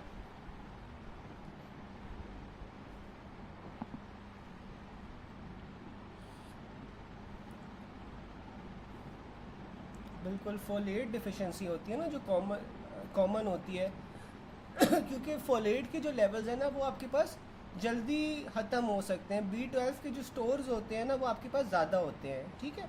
तो आपके पास जो नॉर्मली होता है आपके पास फोलेट डिफिशिएंसी ज़्यादा आसानी से होती है। अब B12 डिफिशिएंसी में आपके पास, हाँ बिल्कुल डॉक्टर बलोच सही कह रहे हैं, उसके स्टोर्स कम होते हैं तो इस वजह से आपके पास फोलेट डिफिशिएंसी एनीमिया ज़्यादा कॉमन होता है। फिर आपके पास ना B12 डिफिशिएंसी एनीमिया आ जाता है। जो B12 डिफिशिएंसी एनीमिया है ना, इसमें क्या होता है कि B12 किस तरह अब्जॉर्ब हो रही होती है, इंट्रिंसिक फैक्टर के साथ बाइंड करके जो स्टमक से निकलता है और टर्मिनल इलियम के अंदर अब्जॉर्ब हो रही होती है। B12 डिफिशिएंसी में आपको हाइपर सेगमेंटेड न्यूट्रोफिल्स मिलते हैं, ठीक है, विद मोर देन 5 लोब्स। इसमें आपके पास सीरम B12 कम हो रहा है, होमोसिस्टीन ज़्यादा हो रही है, मिथाइल मेलानोइक एसिड ज़्यादा हो रहा है, ठीक है। B12 आपके पास कम होती है, होमोसिस्टीन और मिथाइल मेलानोइक एसिड के लेवल ज़्यादा हो रहे होते हैं। इसमें आपके पास जौन सा होता है न्यूरोलॉजिकल सिम्टम्स होते हैं और कैन प्रेजेंट विद पैनसाइटोपिनिया, यानी कि जो आपके पास मेगैलोब्लास्टिक एनीमिया है, सॉरी जो B12 डिफिशिएंसी एनीमिया है, इसमें आपके पास सारी सेल लाइंस कम मिल सकती हैं। अब जब फोलिक एसिड डिफिशिएंसी होती है उसमें भी आपके पास न्यूट्रोफिल्स तो हाइपर सेगमेंटेड होते हैं और होमोसिस्टीन तो बड़ा होता है, लेकिन जो मिथाइल मेलानोइक एसिड है ना उसके लेवल्स आपके पास नॉर्मल होते हैं, रिजल्टिंगली इसमें आपके पास कोई न्यूरोलॉजिकल सिम्टम्स नहीं प्रोड्यूस हो रहे होते, ठीक है। अब जो फोलेट के स्टोर्स हैं ना वो आपके पास 3 से 6 महीने के अंदर डिप्लीट हो जाते हैं जबकि जो आपके पास विटामिन B12 के स्टोर्स हैं वो 3 साल तक आपके पास सफिशेंट होते हैं, ठीक है। Folate commonly found in green vegetables, green leafy vegetables, जबकि जो B12 होता है वो आपके पास उन फूड्स में होता है जो एनिमल ओरिजिन के होते हैं। If someone is deficient in B12 and folic acid, the B12 deficiency must be treated first. Folate can lead to steal B12 stores, causing worsening of neurological complications. तो अगर कोई पेशेंट है उसके अंदर आपके पास फोलेट डिफिशिएंसी भी है और B12 भी है, तो आपने पहले कौन सा हो B12 डिफिशिएंसी को करेक्ट करना है, ठीक है। अगर आप उसमें फोलेट ज़्यादा देते जाओगे पहले, तो फोलेट क्या करता है B12 को स्टील कर लेता है, जिस वजह से आपके पास जो न्यूरोलॉजिकल सिम्टम्स हैं वो वर्सन हो सकते हैं। फिर आपके पास आ जाता है B12। Patient came with pallor and numbness in extremities, on examination mild unconjugated hyperbilirubinaemia, HB कम है, MCV ज़्यादा है, प्लेटलेट्स नॉर्मल है। तो ये आपके पास क्या है B12, क्योंकि इसमें नम्बनेस और इन एक्सट्रीमिटीज़ हो रही है, न्यूरोलॉजिकल सिम्टम्स B12 के साथ आते हैं। अगला भी यही है, injection vitamin B12 needed in gastrectomy due to loss of parietal cells. तो आपके पास पैराइटल सेल्स ने इंट्रिंसिक फैक्टर प्रोड्यूस करना था, पैराइटल सेल्स नहीं है, तो आपने फिर IV विटामिन B12 देना है, क्योंकि बॉडी खुद अब्जॉर्ब नहीं कर सकती। Vitamin B12 absorbs in ileum. It also comes as a man presented with pallor and malabsorption problems. Blood exam revealed decreased RBC count, anisocytosis and polykocytosis with raised MCV. तो affected part क्या है आपके पास, ilium है, ठीक है। फिर आपके पास आ रहा है ट्रीटमेंट, टर्मिनल इलियम रिसेक्शन में आपके पास विटामिन B12 डिफिशिएंसी होगी। ये आगे वाले सारे वही हैं, आखिरी डिफरेंट है। Vitamin B12 is carried in blood by transcobalamin 2। जो विटामिन B12 होता है ना वो स्टोर किस फॉर्म में होता है, स्टोर आपके पास ट्रांसकोबैलमिन 1 की फॉर्म में होता है, जबकि ब्लड में कौन सा है वो ट्रांसकोबैलमिन 2 की फॉर्म में वो ट्रांसपोर्ट होता है, ठीक है। 2 की फॉर्म में ट्रांसपोर्ट होता है, 1 की फॉर्म में वो स्टोर होता है। फिर आपके पास आ जाता है macro oval oocyte hypersegmented neutrophils, thrombocytopenia indicate vitamin B12 deficiency. अच्छा जी, उसके बाद हमारे पास आ रहे हैं patient on dialysis having oral ulcers. तो पेशेंट जो सा है डायलिसिस पे है, उससे ओरल अल्सर्स हो रहे हैं, क्यों हो रहे हैं, विटामिन B12 की वजह से। मैंने आपको क्या बताया था कि जो पेशेंट डायलिसिस पे होते हैं या एंड स्टेज रीनल डिजीज़ वाले होते हैं, उन्हें आप नॉर्मली कहते हो कि गोश्त वगैरह ना खाएं, क्योंकि उसके अंदर आपके पास नाइट्रोजन की क्वांटिटी ज़्यादा होती हैं, या फिर आपके पास वेस्ट प्रोडक्ट्स उससे ज़्यादा बन रहे होते हैं, तो वो आपके पास किडनी से एलिमिनेट नहीं हो पाते। तो जाहिर है जब वो food of animal, source of animal origin का फूड नहीं लेंगे, तो तब आपके पास फिर B12 डिफिशिएंसी होती है, और B12 डिफिशिएंसी की वजह से फिर आपके पास माउथ अल्सर्स बन जाते हैं, ठीक है। फिर आपके पास आता है homocysteine level increase in which vitamin deficiency. तो आपके पास वो विटामिन B12 होता है। Child presents to you with fever and abdominal pain, on examination raised MCV और लो HP। तो डायग्नोस्टिक टेस्ट आप क्या करवाओगे, इसमें विटामिन B12 करवाओगे। A child of 2 years age presents with fever, diarrhea for 2 days and pallor. Lab shows HB 5.6, MCV 107, MCHC increase। तो आपने इसमें B12 assay करवाना है, ठीक है। Most likely cause of pernicious anaemia क्या होता है, ऑटो इम्यून एट्रोफिक गैस्ट्राइटिस होता है। अच्छा गाइज, यहाँ तक मुझे आप लोग पढ़ो और मुझे बताओ, अगर कोई चीज़ नहीं समझ आई तो हम डिस्कस करते हैं, वरना फिर हम आगे चलते हैं। आप लोग 1 सेकंड लेके पढ़ लो सारा कुछ और फिर मुझे बताओ, अगर कोई नई चीज़ समझ आ रही तो फिर हम वो डिस्कस कर लें।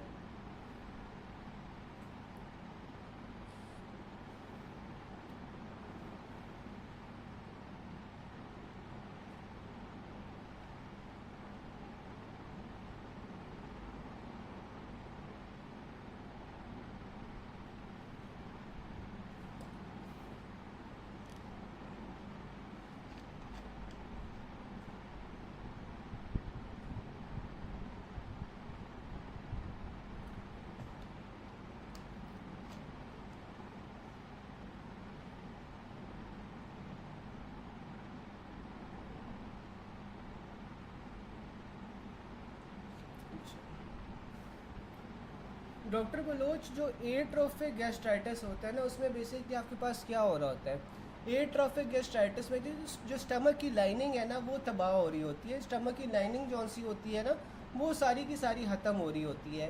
तो जनरली आपके पास जो सारी चीज़ें स्टमक से सिक्रीट होनी है या अब्जॉर्ब होनी है ना, वो उन सारों में डिफेक्ट होना शुरू हो जाता है। ठीक है, क्योंकि आपके पास स्टमक की लाइनिंग ऐसे समझो कि उड़ गई है सारी की सारी। तो आपके पास जो स्टमक की प्रोडक्शन है ना चीज़ों की, वो जनरली सारों की ही कम हो जाती है। स्टमक सेल्स जो सारी चीज़ें प्रोड्यूस कर रहे होते हैं वो आपके पास कम हो जाएंगे।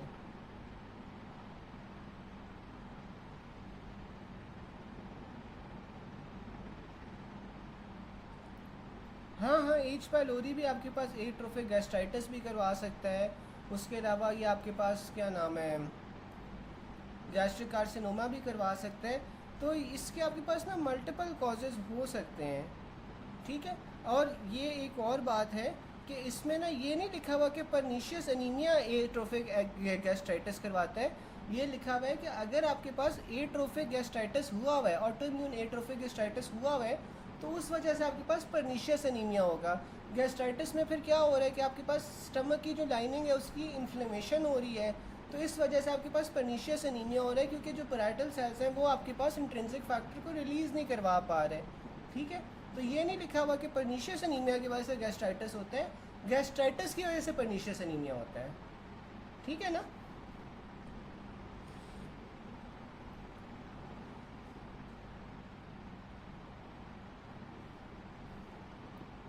अच्छा, फिर आपके पास ना फोलिक एसिड आ जाता है।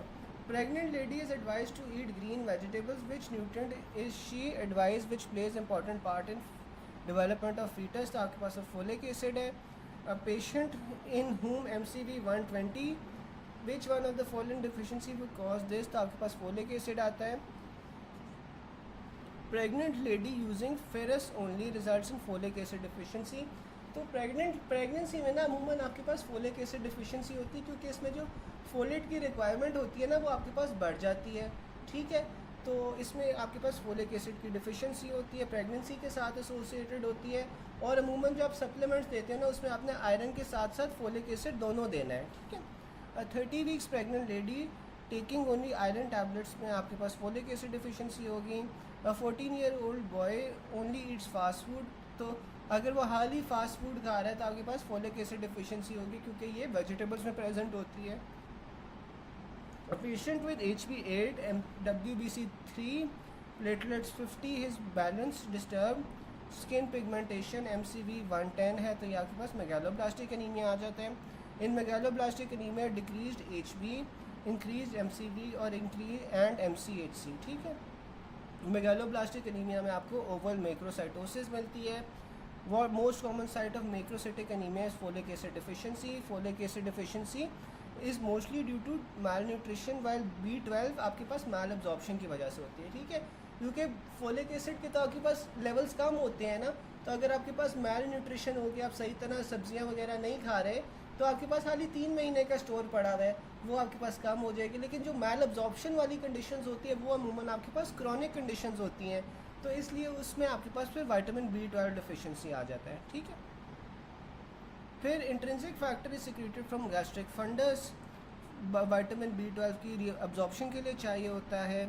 Anti intrinsic factor antibodies diagnostic for pernicious anaemia. Parietal cells आपके पास इंट्रिंसिक फैक्टर भी रिलीज़ करवाते हैं, HCl भी रिलीज़ करवाते हैं। ठीक है, इसमें अभी आप देख लो कोई मसला तो नहीं है, हम आगे चले, यहाँ तक सब क्लियर।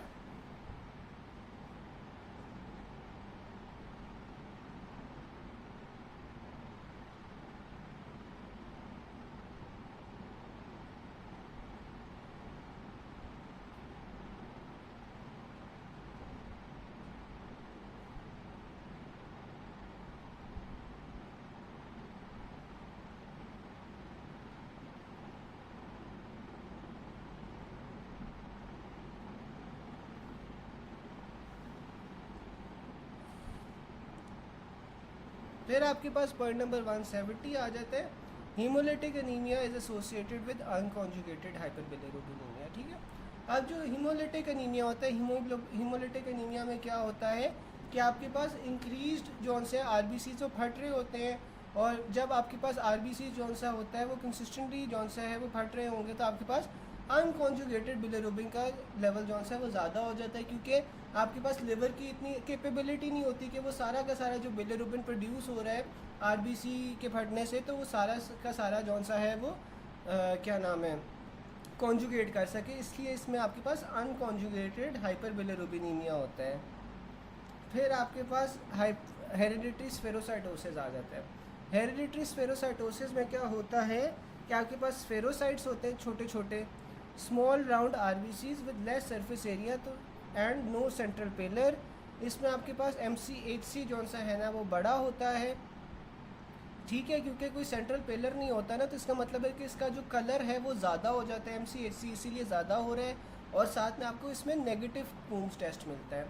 फिर आपके पास G6PD आ जाती है। G6PD most common form of enzyme deficiency haemolytic anaemia होता है। सेल्फ लिमिटिंग डिजीज़ होती है, हाली G6PD मेल्स को इफेक्ट करती है। इसमें हाइंस बॉडीज़ बनती हैं और इसका निमोनिक है HD पेन। तो इसमें आपके पास isoniazid, sulphonamide, dapsone, primaquine, aspirin, ibuprofen और नाइट्रोफ्यूरेंटोइन आ जाते हैं। ये निमोनिक आपको याद होना चाहिए, इससे बहुत सवाल आते हैं। फिर आपके पास एक्सट्रिंसिक हीमोलिटिक एनीमिया आता है। इंट्रिंसिक का क्या मतलब है कि जो आपके पास आरबीसी है ना, आरबीसी के अंदर कोई डिफेक्ट हो रहा है, ठीक है, जबकि आपके पास अच्छा कोई वैसे मुझे बता सकता है कि जो हेरिडिटरी स्फेरोसाइटोसिस होती है इसमें आपके पास किस प्रोटीन का जो मेम्ब्रेन होती है वो किस प्रोटीन का डिफेक्ट होता है हेरिडिटरी स्फेरोसाइटोसिस में, कोई बता सकता है?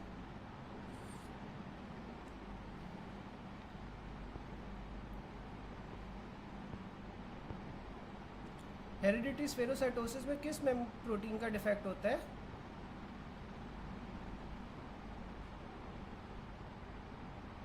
बिल्कुल स्पेक्ट्रिन का होता है, ठीक है।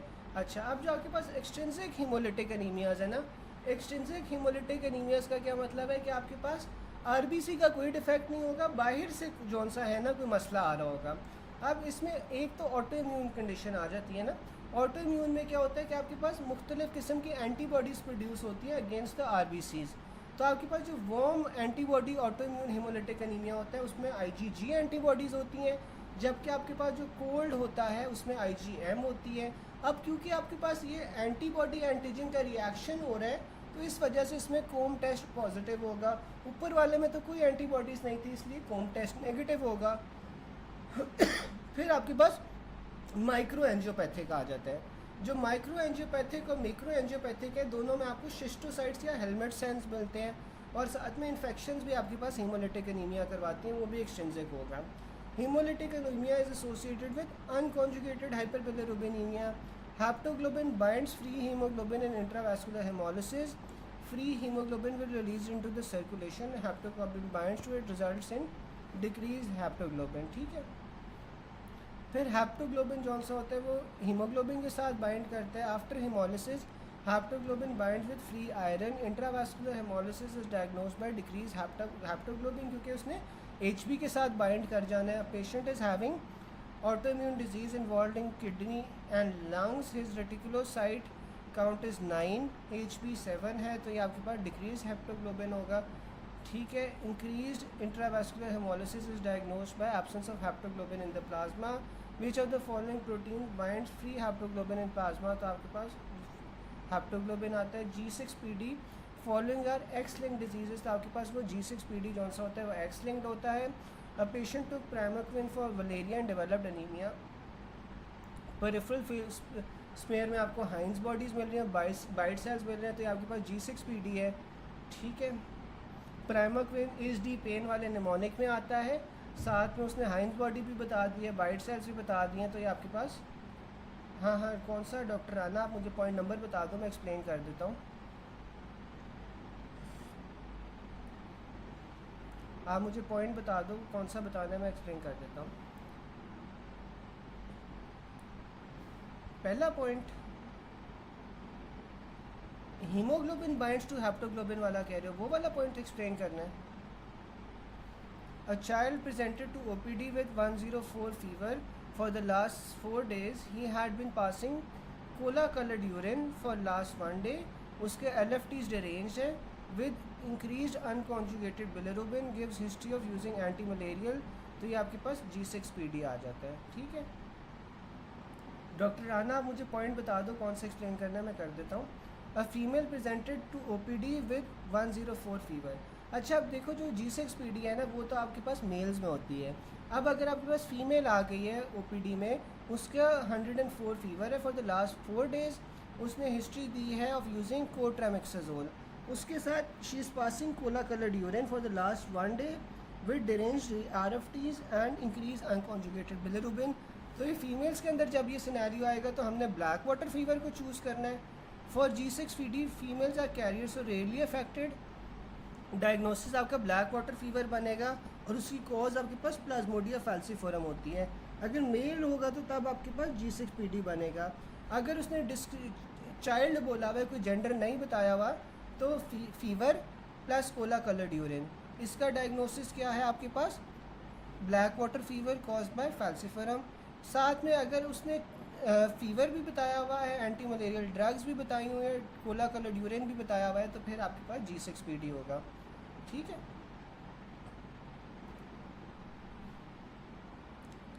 फिर आपके पास आ जाता है most common presentation of G6PD is acute intravascular, इसमें हेमोलिसिस होती है। अच्छा ये फेविज़म भी ऑप्शन आता है, फेविज़म आपके पास कभी कभार ऑप्शन में आता है, लेकिन इसमें आपने अक्यूट इंट्रावैस्कुलर हेमोलिसिस को प्रेफर करना है, ठीक है, क्योंकि जो फेविज़म है ये कॉमन प्रेजेंटेशन नहीं है। ये आपके पास सारी जो मिडल ईस्टर्न खाने होते हैं ना उसमें ये फेवा बीन्स यूज़ हो रहे होते हैं, वैसे नॉर्मली फेवा बीन्स इतना यूज़ नहीं होता, तो इसमें अक्यूट इंट्रावैस्कुलर हेमोलिसिस को प्रेफर करना है। डॉक्टर राना यार आपने मुझे बताया ही नहीं पॉइंट नंबर कौन सा था जो एक्सप्लेन करना है, और मुझे ये बताओ कि अभी तक कोई चीज़ ना समझ आई हो, अभी तक कोई ऐसी चीज़ है जो नहीं समझ आई।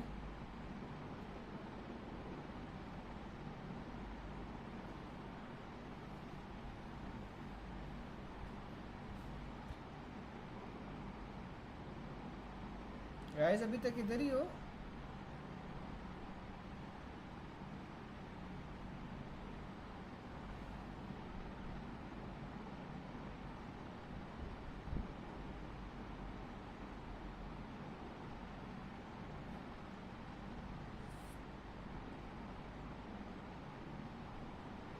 यार 4-5 लोग तो हैं, बाकी सारे कहाँ पे हैं।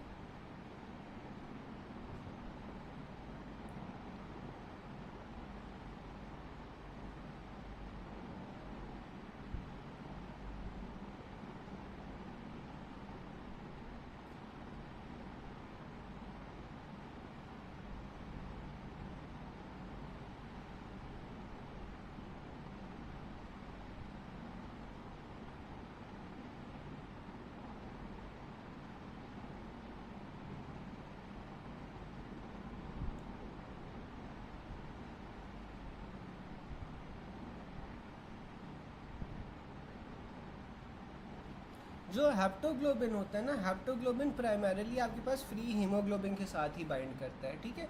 जो हेप्टोग्लोबिन होता है प्राइमरीली आपके पास हीमोग्लोबिन के साथ जो फ्री हुई होती है उसी के साथ बाइंड करता है, ठीक है, ताकि उसके जौन सा है ना वो रीनल डैमेज ना करे, वरना जो आपके पास फ्री हीमोग्लोबिन होती है ना वो किडनीज़ को डैमेज कर सकती है, ठीक है।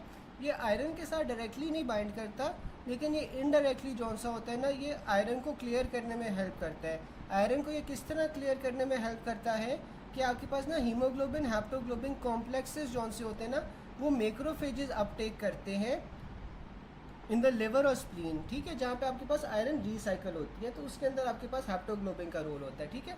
अब हेप्टोग्लोबिन ने क्या किया, हेप्टोग्लोबिन हीमोग्लोबिन कॉम्प्लेक्स बन गया।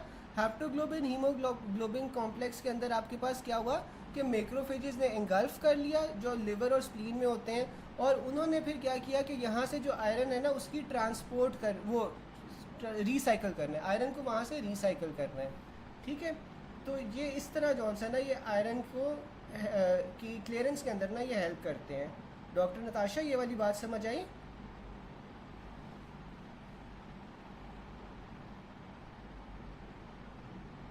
डॉक्टर नताशा आपको ये वाली बात समझ आ गई कि बेसिकली ना जो हेप्टोग्लोबिन है, हैप्टोग्लोबिन ने बाइंड हीमोग्लोबिन के साथ ही करना है, लेकिन अब ये जो हैप्टोग्लोबिन हीमोग्लोबिन कॉम्प्लेक्स है ना, ये मैक्रोफेजेस इंगल्फ करेंगे। मैक्रोफेजेस इंगल्फ करेंगे कहाँ के? लिवर के और स्प्लीन के, और यहाँ से आपके पास आयरन को रिसाइकल करेंगे फिर, ठीक है। फिर आपके पास आ जाता है A 65-year patient presents with jaundice on workup, HP 4.5 है, increased bilirubin, increased retic count 9, smear shows polycythemia and clumps। तो ये आपके पास Coombs टेस्ट आप इसमें करवाओगे। A woman with jaundice for 1 year, total bilirubin is 6, conjugated bilirubin is 1।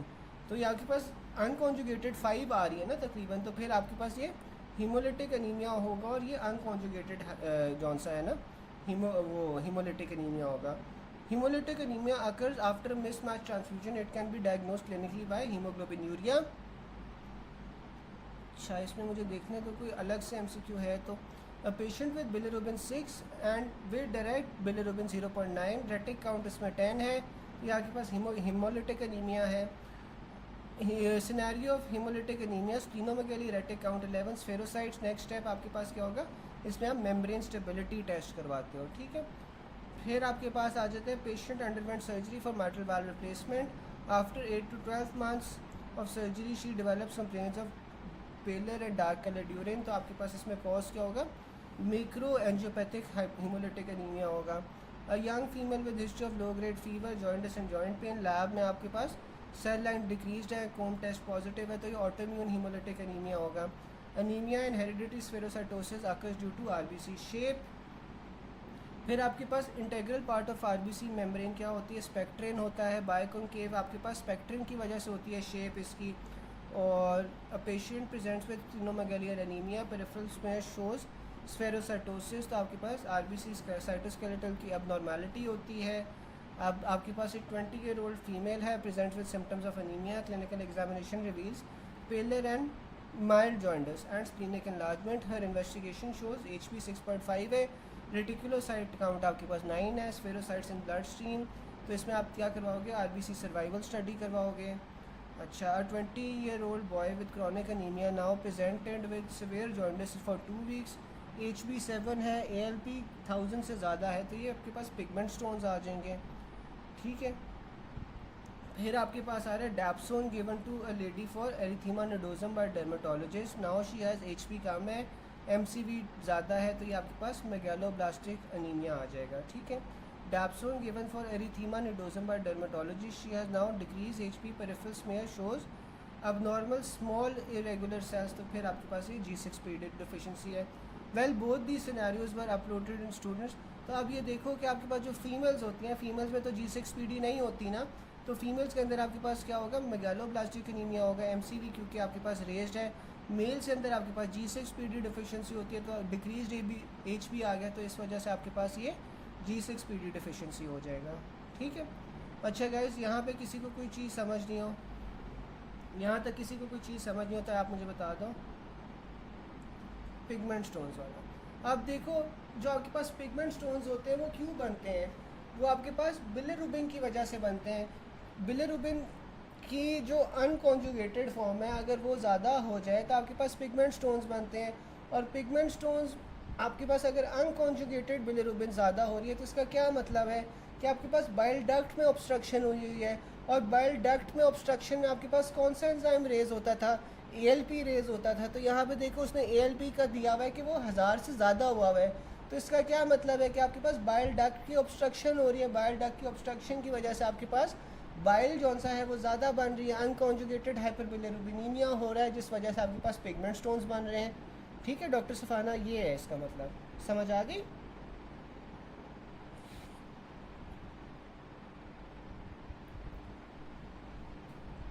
Doctor सफाना आपको समझ आ गई है?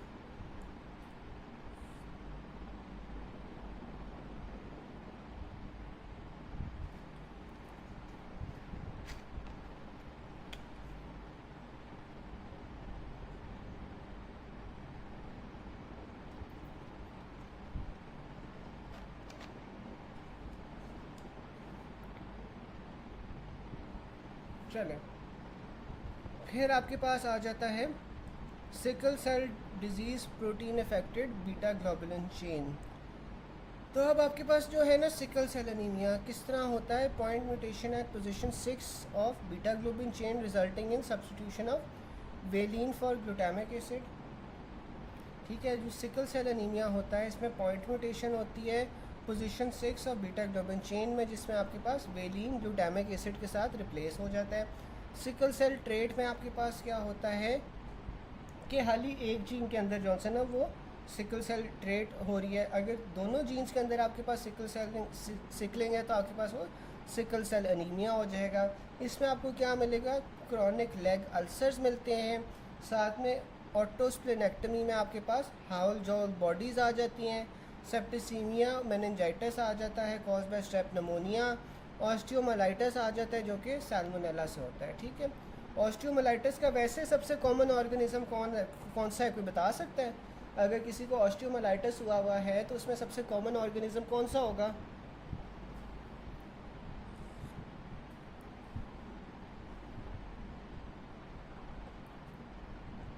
ऑस्टियोमाइलाइटिस का सबसे कॉमन ऑर्गेनिज्म कौन सा होता है वैसे?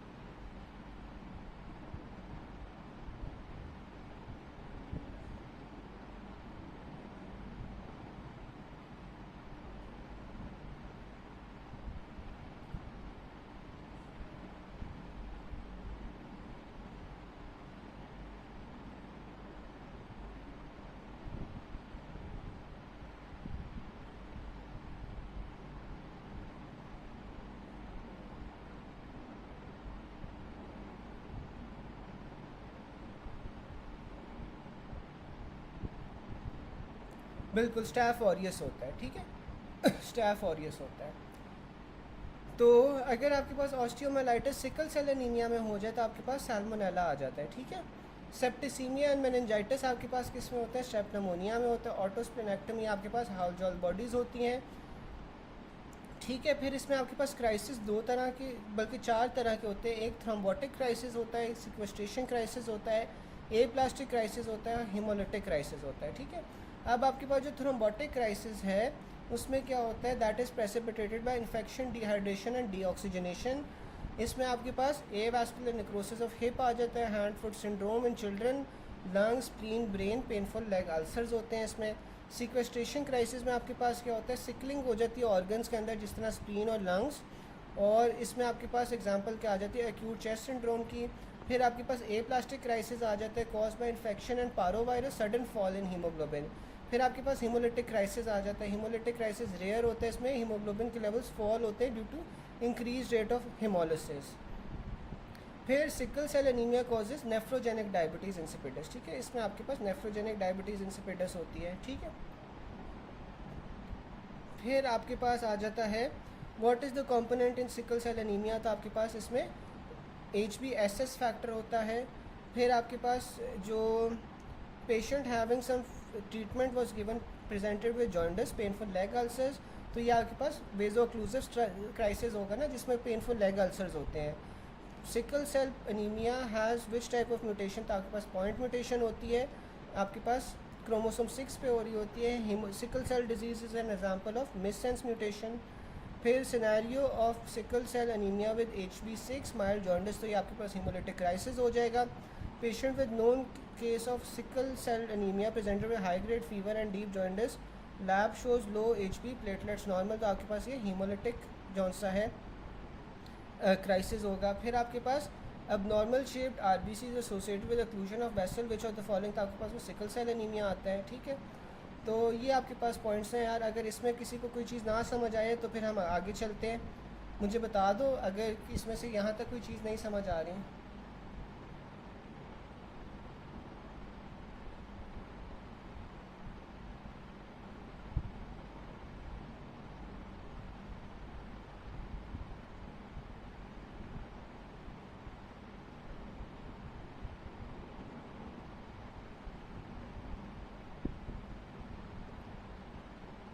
गाइस अगर किसी को कोई चीज़ नहीं समझ आ रही अभी तक तो बताओ।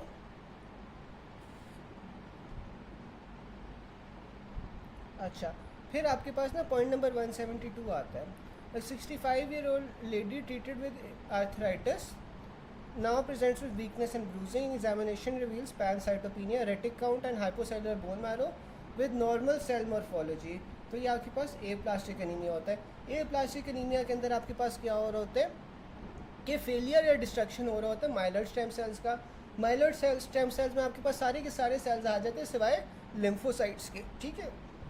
क्लिनिकल फीचर्स में आपके पास क्या होगा कि हेपेटोस्प्लीनोमेगाली नहीं होती, ना कोई लिम्फेडिनोपैथी होती, ना कोई बोन टेंडरनेस होती है। अगर इनमें से कोई चीज़ प्रेजेंट है तो आपके पास डायग्नोसिस जो सा होता है वो आप क्वेश्चन करते हो। चले मैं लास्ट पॉइंट ना इस टेबल के बाद समझा देता हूँ।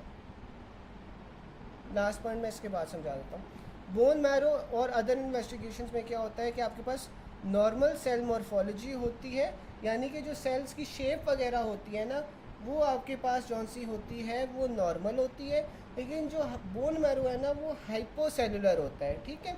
जो रेटिकुलोसाइट काउंट है वो आपके पास कम होगी और जो एरिथ्रोपोइटिन है वो आपके पास ज़्यादा होगा। आई होप आप लोगों को ये पता होगा कि रेटिकुलोसाइट कम होने की वजह से एरिथ्रोपोइटिन ज़्यादा फिर क्यों होता है, ठीक है। फिर आपके पास माइलोप्रोलिफरेटिव डिसऑर्डर्स आ जाते हैं। जो माइलोप्रोलिफरेटिव डिसऑर्डर्स होते हैं उसमें क्या होता है, cell mature normally but they have high amount of proliferation, ठीक है। तो इसमें आपके पास प्रोलिफरेशन ज़्यादा हो रही है, हेंस नेम प्रोलिफरेटिव। तो इसमें आपके पास क्या हो रहा है, इंक्रीज नंबर ऑफ सेल्स हो रहे हैं ब्लड में। हाइपर सेलुलर इन पीआरवी इसमें आपके पास जौन सा होता है ड्राई टैप मिलता है या टेयर ड्रॉप माइलोफाइब्रोसिस मिलता है।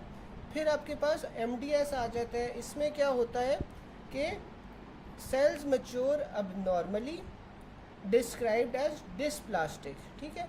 तो ये माइलो डिस्प्लास्टिक सिंड्रोम होता है ना, तो इसमें जो मैच्योरेशन होती है वो अबनॉर्मल हो जाती है। These dysplastic cells are often so odd and so non functional they die.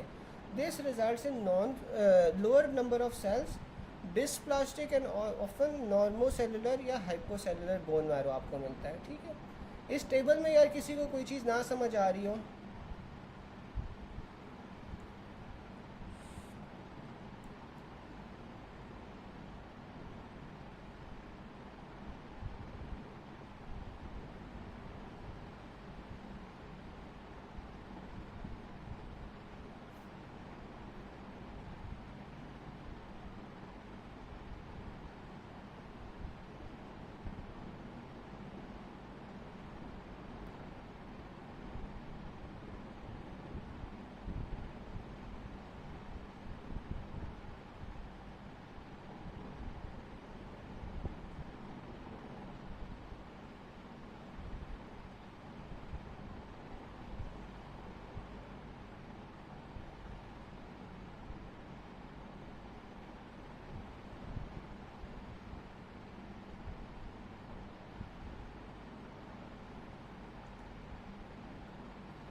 अच्छा, अब देखो एक डॉक्टर साहब ने पूछा है कि जो आपके पास हाइपर सेलुलर बोन मैरो होता है वो किन कंडीशंस में हो सकता है।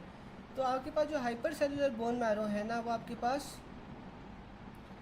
बोन मैरो हाइपरप्लेजिया आपके पास हो सकती है, इन्फेक्शंस में हो सकती है, इन्फ्लेमेशन में हो सकती है। फिर आपके पास माइलोप्रोलिफरेटिव नियोप्लाज्म्स आ जाते हैं। उसके अलावा आपके पास पोलीसाइथीमिया वेरा अगर आप लोगों को याद हो तो उसमें भी आपके पास जौन सा है ना हाइपर प्रोलिफरेटिव बोन मैरो होता था। उसके अलावा जो हीमोलिटिक डिजीज़ होती हैं, जब आपके पास आरबीसी ज़्यादा टूट रहे होंगे तो बोन मैरो क्या कोशिश करेगा कि वो ज़्यादा से ज़्यादा प्रोलिफरेट करें। तो इसीलिए आपने देखा होगा कि जो आपके पास हीमोलिटिक एनीमियाज़ होते हैं उसमें हम हमेशा जो रेटिक काउंट है वो इंक्रीज़ दिया होता है, ठीक है। तो इसी वजह से वो इंक्रीज़ होता है क्योंकि आपके पास हाइपर प्रोलिफरेशन हो रही होती है बोन मैरो की। हाइपोक्सिया के अंदर आपके पास जौन सा है वो हाइपर प्रोलिफरेटिव बोन मैरो हो सकता है, ठीक है। तो ये सारे आपके पास कंडीशंस हैं जिसमें आपके पास जो बोन मैरो है वो हाइपर प्रोलिफरेटिव हो सकता है, ठीक है। और इसके अलावा इस टेबल में किसी को कोई चीज़ ना समझ आई हो?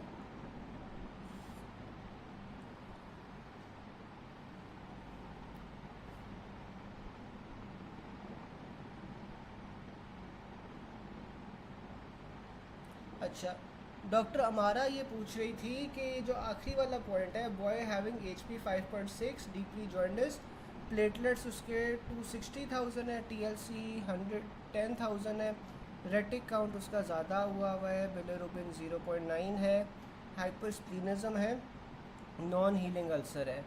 आप क्या पूछ रही थी कि इसमें वेजो ऑक्लूसिव क्राइसिस।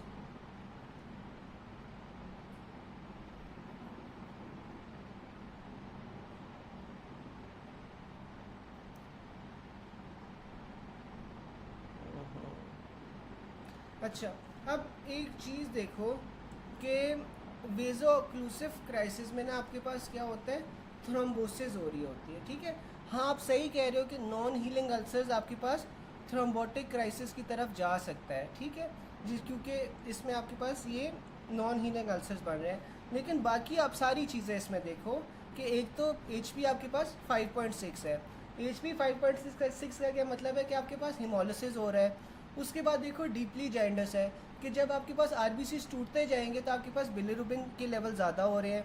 फिर आप उसके अलावा देखो कि रेटिक काउंट जौन सा है वो भी 10% है, रेटिक काउंट ज़्यादा हुआ है क्योंकि आपके पास जौन सा है रेड ब्लड सेल्स टूट रहे हैं, तो उसके नॉर्मलाइज करने के लिए, increase red blood cell production करने के लिए आपके पास रेटिक काउंट भी ज़्यादा हुआ है।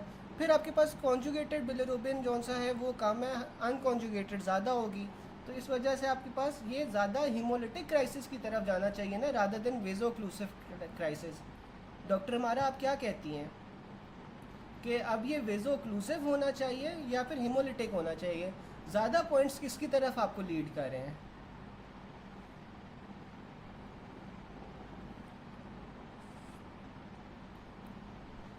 डॉक्टर हमारा के अलावा भी आप लोग बताओ बाकी सारे कि ये जो ज़्यादा पॉइंट्स हैं वो किस सिनेरियो की तरफ आपको लीड कर रहे हैं, वेजो ऑक्लूसिव की तरफ कर रहे हैं या हीमोलिटिक की तरफ कर रहे हैं?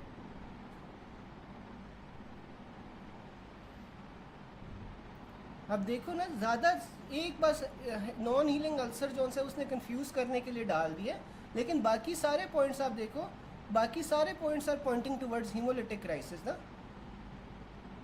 समझ आई सबको?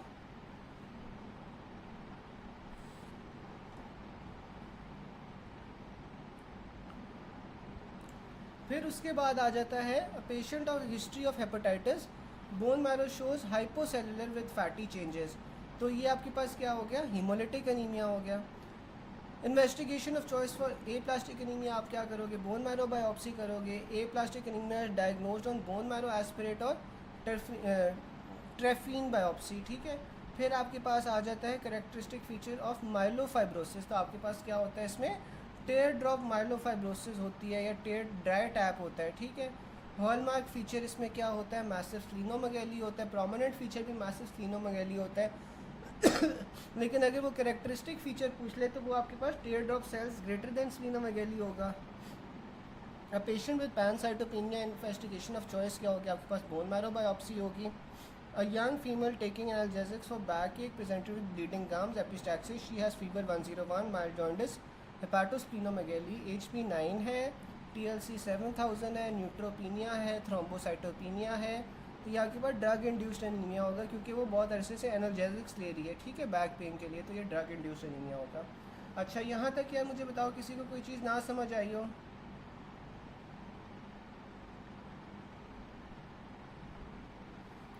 यहाँ तक किसी को कोई चीज़ नहीं समझ आई हो?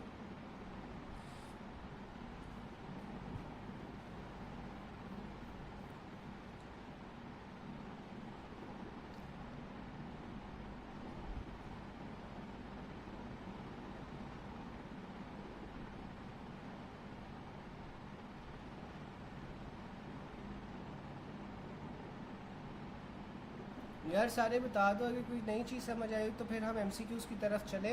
बिकॉज़ ये है कि फिर माइनर्स की क्लास जो से वो 10 बजे शुरू हो जाती है, तो उससे पहले पहले ना हम MCQs ख़त्म कर लें। चलो वो मैं आपको ना मीट पे करवा देता हूँ, ठीक है, बिकॉज़ मैं ये चाह रहा हूँ कि माइनर्स की 10 बजे क्लास शुरू होती है, तो उससे पहले पहले हम ख़त्म कर लें ताकि उन्हें 5-10 मिनट की ब्रेक भी मिल जाए, ठीक है। तो अब हम मीट पे जाते हैं, वहाँ पे हम ये एक बार कर लेते हैं प्रोटीन C फैक्टर 5 वाला।